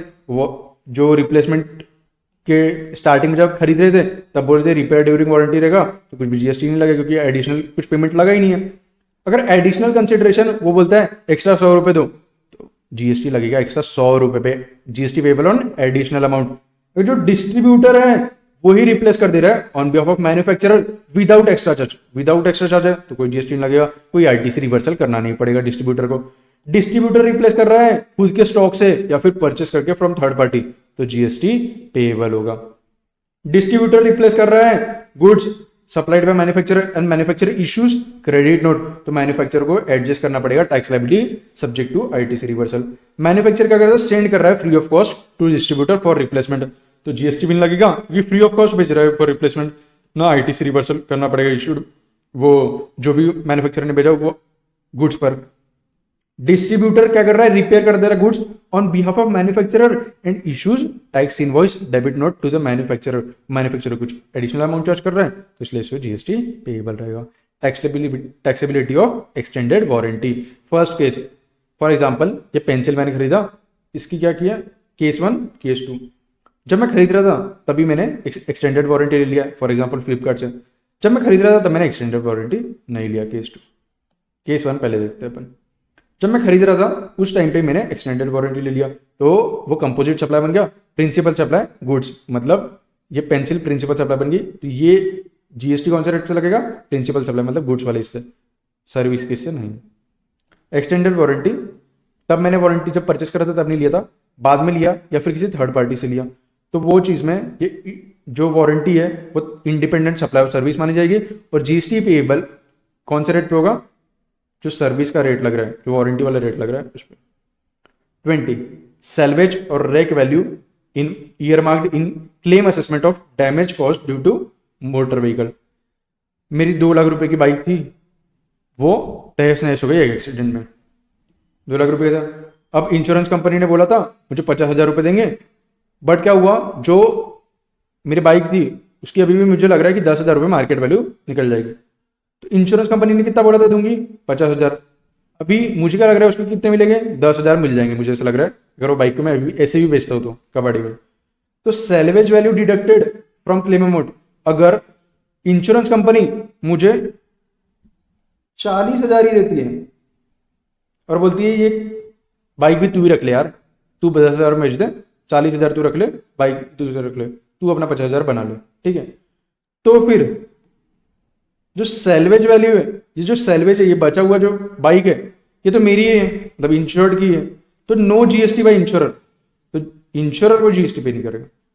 अगर इंश्योरर ने फुल क्लेम पे कर दिया, मतलब 50,000 रुपए मुझे इंश्योरेंस कंपनी ने दे दी, तो क्या हो जाएगा, जो सैल्वेज है, मतलब जो बची हुई बाइक है 10,000 वाली, मेरे को लग रहा है 10,000 में बिकेगी, तो ये किसकी प्रॉपर्टी बन जाएगी, इंश्योरर की। और जब इंश्योरेंस कंपनी ये बाइक को फ्यूचर में सेल करेगी तब उस पर जीएसटी लगेगा। फॉर एग्जांपल 10,000 में, 5,000 में, जितने भी सेल करेगी उस पर जीएसटी लगेगा।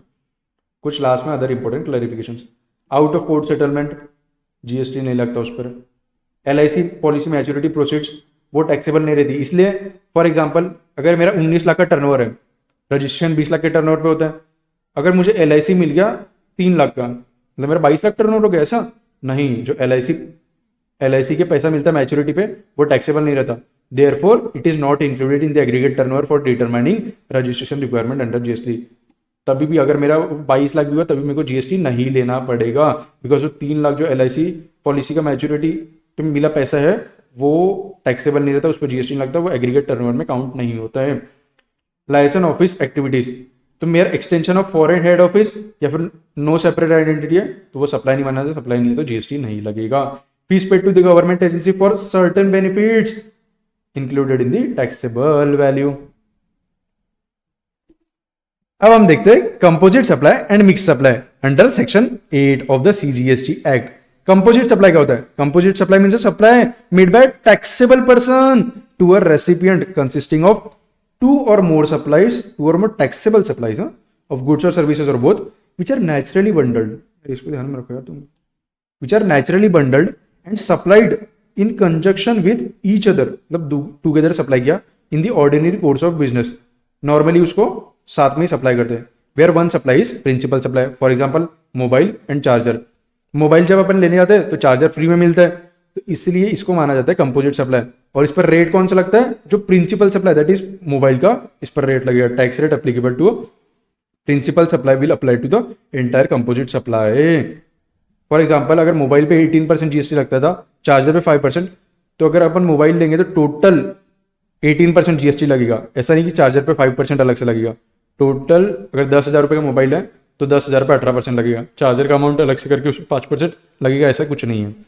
प्रिंसिपल सप्लाई किसको बोला गया, रिफर्स टू प्रीडोमिनेंट एलिमेंट, मतलब मोबाइल और चार्जर में तुमको समझना चाहिए ना कि चार्जर प्रीडोमिनेंट नहीं हो सकता है, वो मोबाइल होगा predominant element of a composite supply to which other supplies are ancillary. Charger जो एंसिलरी सप्लाई है, मेन सप्लाई तो अपना मोबाइल ही है ना।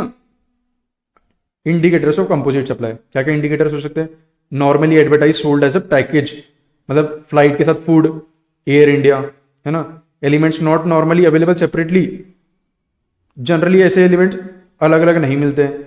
Elements are integral to overall supply, that is removal effects affects nature of supply, कि अगर मैंने mobile ले लिया चार्जर नहीं लिया तो फिर वो ऐसा है ना कि कभी चार्जिंग खत्म हुई तो मुझे चार्जर तो लगेगा ही ना, अफेक्ट कर सकता है नेचर ऑफ सप्लाई को, मेन सप्लाई को मेरे। Majority suppliers provide similar bundles, जैसे कि watching a movie on bus journey, बहुत सारे सप्लायर्स अभी कैसा वो टीवी दे देते हैं बस के वहां पे, तो वो एक चीज हो जाती है। One service is main, others are ancillary, for example mobile and charger, hotel stay with breakfast. जैसे कार है, उसका वारंटी एंड मेंटेनेंस है at the time of car purchase, तो वो कंपोजिट सप्लाई माना जाएगा, नेचुरली बंडल्ड है तो इसलिए कंपोजिट सप्लाई माना जाएगा। हेल्थ केयर है, जो एडमिटेड पेशेंट्स हैं उनके लिए तो कंपोजिट सप्लाई माना जाएगा, part of health care service, तो इसलिए एग्जाम्प्ट।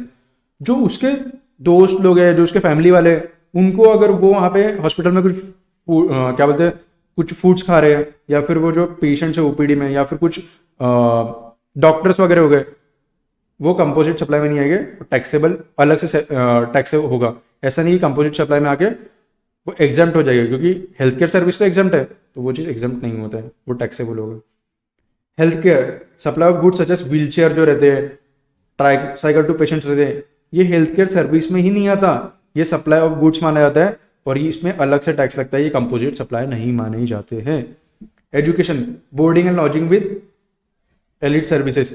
अब बोर्डिंग एंड लॉजिंग की भी बहुत सारे स्कूल्स वो देते services, for example Sharad Pawar international school, तो वो नेचुरली बंडल्ड नहीं है, अलग से भी कोई अपना फ्लाइट करके रह सकता था, वो नेचुरली बंडल्ड नहीं है, इसलिए वो कंपोजिट सप्लाई में नहीं आएगा। बट फॉर एग्जाम्पल कोई कोचिंग क्लास है, वो क्या करता है, कोचिंग का मटेरियल देता है, पर प्लस प्रिंटिंग मटेरियल देता है, प्लस वो पढ़ाते भी है, तो वो कंपोजिट सप्लाई में आएगा, इसलिए उसमें प्रिंसिपल रेट से जीएसटी लगेगा। Apartment purchase plus right to use parking space, तो ये कंपोजिट सप्लाई में नहीं आता है, वो अलग से लेते हैं, इसलिए वो उसमें अगर टैक्स लगना है तो अलग से लगेगा। वीडियो कॉन्फ्रेंसिंग सेटअप, ये कंपोजिट सप्लाई में आएगा, और पर ये वर्क्स कॉन्ट्रैक्ट में नहीं आएगा, क्योंकि ये इमूवेबल प्रॉपर्टी, क्योंकि कोई इमूवेबल प्रॉपर्टी से रिलेटेड नहीं है। DTH services supplied with dish antenna and cables, वो कंपोजिट सप्लाई माना जाएगा। प्रिंसिपल सप्लाई कौन सी रहेगी, डीटीएच की services. UPS plus external battery composite supply नहीं माना जाएगा, क्योंकि नेचुरली बंडल नहीं है। मिक्स्ड सप्लाई, मिक्स सप्लाई क्या होता है, दो या दो से ज्यादा सप्लाईज ऑफ गुड्स या फिर सर्विसेज जो कि नेचुरली बंडल नहीं है, बट वो एक साथ सप्लाई किए गए for a single price, where such supply does not constitute a composite supply. For example gift hamper, बहुत सारी चॉकलेट्स रहती है और बहुत सारी चीज रहती है, जैसे फॉर एग्जांपल कॉम रहेगी, अब कुछ किसी का हेयर ड्रायर है, कुछ भी एक गिफ्ट टैम्पर बहुत बड़ा ऐसा गिफ्ट टैम्पर है, उसमें बहुत सारी अलग अलग चीजें, परफ्यूम्स है, कॉस्मेटिक्स है, चॉकलेट्स है, तो वो मिक्स सप्लाई में क्लासीफाई हो गए। वो नेचुरली बंडल नहीं है, बट सबको एक साथ ला गया, पूल ऑफ सब चीज एक साथ कर लिया गया, तुम गिफ्ट टैम्पर दे दो, तो उसमें कौन सा रेट लगेगा, higher GST rate. For example अगर परफ्यूम पे 28% जीएसटी लगता है, कॉस्मेटिक्स पे 18% लगता है, चॉकलेट्स पे 5% लगता है, तो पूरे गिफ्ट हैम्पर अगर 2000 का होगा तो 2000 पे 28% जीएसटी लगेगा। ऐसा नहीं कि परफ्यूम पे 28% अलग से, कॉस्मेटिक्स पे 18%, चॉकलेट्स पे 5%। अगर गिफ्ट हैम्पर पूरा, क्योंकि नेचुरली बंडल नहीं था ना, अगर नेचुरली बंडल नहीं है तो तुम एक साथ दे रहे हो, तो इसीलिए हाईएस्ट रेट वाला जीएसटी लगेगा। अगर ये सप्लाई, जैसे एग्जांपल परफ्यूम अलग से दे सकते थे, कॉस्मेटिक का सामान अलग से, चॉकलेट अलग से, हेयर ड्रायर अलग से, बट तभी भी सब एक साथ गिफ्ट हैम्पर में पैक करके दिया, where removal of one element does not, क्योंकि अगर मैंने वहां से हेयर ड्रायर हटा के अलग से भी दे दिया तो कुछ अफेक्ट नहीं हो रहा था, बट मुझे दिखाना था गिफ्ट हैम्पर, एक बिलिंग करना था उसकी, तो इसीलिए 28% जो हाईएस्ट रेट था परफ्यूम का वो लग गया। फॉर एग्जाम्पल वो तुमको शाहिद कपूर याद आना चाहिए, नीचे पान की दुकान ऊपर जूली का मकान, तो क्या नीचे पान की दुकान मतलब नीचे क्या है, कमर्शियल यूनिट है, और ऊपर क्या है, जूली का मकान, रेसिडेंशियल यूनिट। अब वो एक साथ रेंट किया for a single price, Julie दोस्त थी, तो ये मिक्स सप्लाई माना जाएगा। अब जैसे रेसिडेंशियल जूली का वाली मकान एग्जाम्प्ट था, बट कैसा जूली दोस्त थी, तो मैंने उसको बोला दोनों 50-50 हजार रुपये रेंट है, 1 लाख रुपए एक साथ ही भर दे दे, तो 1 लाख के ऊपर जीएसटी लगेगा। अगर जूली अलग से 50,000 रुपये रेंट भरती, मैं अलग से भरता, तो सिर्फ 50,000 रुपये लगता। बट शाहिद कपूर कैसा था, इसने बोला जूली को, जूली अपन दोनों दोस्त है, तो अपन 1 लाख वाला मतलब एक एग्रीमेंट करते हैं, 1 लाख रुपए महीने का भरते रहेंगे, तो 1 लाख पे 18% लगेगा, पूरे सप्लाई पे लगेगा टैक्स। और ये मैटर नहीं करता, ये तो एग्जाम था, अरे भाई पर तुमने मिक्स सप्लाई के थ्रू तरह ट्रीट किया ना, तो इसलिए हाईएस्ट रेट लग जाएगा। Bundle supply but not composite और मिक्स सप्लाई, बहुत सारे कुछ ऐसे आइटम्स रहते हैं, जैसे मैंने अलग से हेयर ड्रायर लिया, जैसे मैंने अलग से पेंसिल लिया, जैसे मैंने अलग से पेन लिया, कैलकुलेटर लिया अलग से, सबका अलग से लिया, बट बिल एक ही बनाया। तो ऐसा है कि GST is charge separately eight applicable rate, ये गिफ्ट हैम्पर नहीं माना जाएगा, ये सब अलग अलग ही है, ये सिर्फ एक बिल में दिखा दिया। Even if single invoice is raised by the supplier but is the price of each item indicated separately, तो फिर यहां पे कवर होते हैं। फॉर एग्जाम्पल जैसे कि हम 8 दोस्त गए थे फॉर एग्जाम्पल मूवी देखने के लिए, तो क्या हुआ, किसी ने सॉल्टेड पॉपकॉर्न लिया, किसी ने प्री पैकेज पॉपकॉर्न लिया, किसी ने कैरमल पॉपकॉर्न लिया, किसी ने लूज पॉपकॉर्न लिया थिएटर पे, तो सॉल्टेड पॉपकॉर्न पे भी 5% जीएसटी लगा, किसी को प्री पैकेज पे 12% लगा, कैरमल पॉपकॉर्न पे 18% लगा, लूज पॉपकॉर्न पे 5% लगा। बट ऐसा नहीं हुआ कि हाईएस्ट रेट से लग गया, ये मिक्स सप्लाई नहीं है, भले ही एक बिल एक बना है बट सबका वो रेट तो अलग अलग था ना। इधर इधर ऐसे गिफ्ट टैम्पर देते तो फिर इसमें हाईएस्ट रेट लगता, बट ये मिक्स सप्लाई नहीं है, ऐसे गिफ्ट टैम्पर नहीं दिया, इस सबको अलग अलग वो चाहिए, भले ही एक इनवॉइस था बट वो ऐसे गिफ्ट टैम्पर नहीं दिया, वो ऐसे मिक्स सप्लाई नहीं दिया, क्योंकि उसको वो नेचुरली बंडल क्योंकि है ही नहीं, बट उसको एक साथ लाया नहीं गया, वो सब अलग अलग वो थे कि अगर सॉल्टेड पॉपकॉर्न 4 आइटम है वैसे, तो भले ही एक इनवॉइस है बट रेट अलग अलग लगेगा। तो ये बाकी सब चीज़ सप्लाई ऑफ गुड्स माने जाएंगे, और जो लूज पॉपकॉर्न रहते हैं वो रेस्टोरेंट सर्विस का पार्ट माना जाएगा। For example foods and beverages sold in railway stalls and trains, items price separately, मतलब कुछ समोसा कोई दे रहा है, कोई रेल नहीं दे रहा है, तो इंडिपेंडेंट सप्लाईज माने जाएंगे, GST charge separately on each item at applicable rates. ऐसा नहीं कि समोसे पे अगर 5% लगता है, रेल नीर पे अगर 10% लगता है, 12% लगता है, तो फिर 12% वाला टैक्स लगा जाएगा हाईएस्ट रेट, नहीं, वो दोनों भले ही एक साथ दिए गए हुए बट जो रेट है वो डिफरेंट आइटम में डिफरेंट लगेगा। कंपोजिट और मिक्स सप्लाई के कुछ क्लैरिफिकेशन देख लेते हैं। Printing services, for example case 1, मेरी बुक है लक्ष्य के सीए फाइनल की जीएसटी की बुक, मैंने प्रिंटिंग के लिए printing books, pamphlets, reports, brochures, where content principal है ना भाई, बुक का कंटेंट इतना भारी है तुमको मजा आ जाएगा, लिटरली हो रहा है, तुमको प्यार हो जाएगा बुक से, तो कंटेंट प्रिंसिपल है ना एक्चुअली में, तो इसको माना गया सप्लाई ऑफ सर्विस, क्योंकि सर्विस प्रीडोमिनेंट एलिमेंट है। जो प्रिंटिंग इंटेंजिबल कंटेंट, जो ये कंटेंट है वो ज्यादा इंपॉर्टेंट है ना भाई, पेपर थोड़ी ना इंपॉर्टेंट है, कंटेंट इंपॉर्टेंट है। जो ये बुक जिस पे छप रही है वो पेज थोड़ी ना इतने इंपॉर्टेंट है, ये कंटेंट इंपॉर्टेंट है, कंटेंट पे इतनी मेहनत की गई इसलिए वो सप्लाई ऑफ सर्विस माना गया है। अगर अब समझो कंटेंट इंपॉर्टेंट था, मैंने बोला कंटेंट बहुत इंपॉर्टेंट है, बट सप्लायर मतलब मैं ओन कर रहा हूँ बुक को और लीगल राइट है मेरे पास to sell those books on his own account, तो वो माना जाएगा सप्लाई ऑफ गुड्स।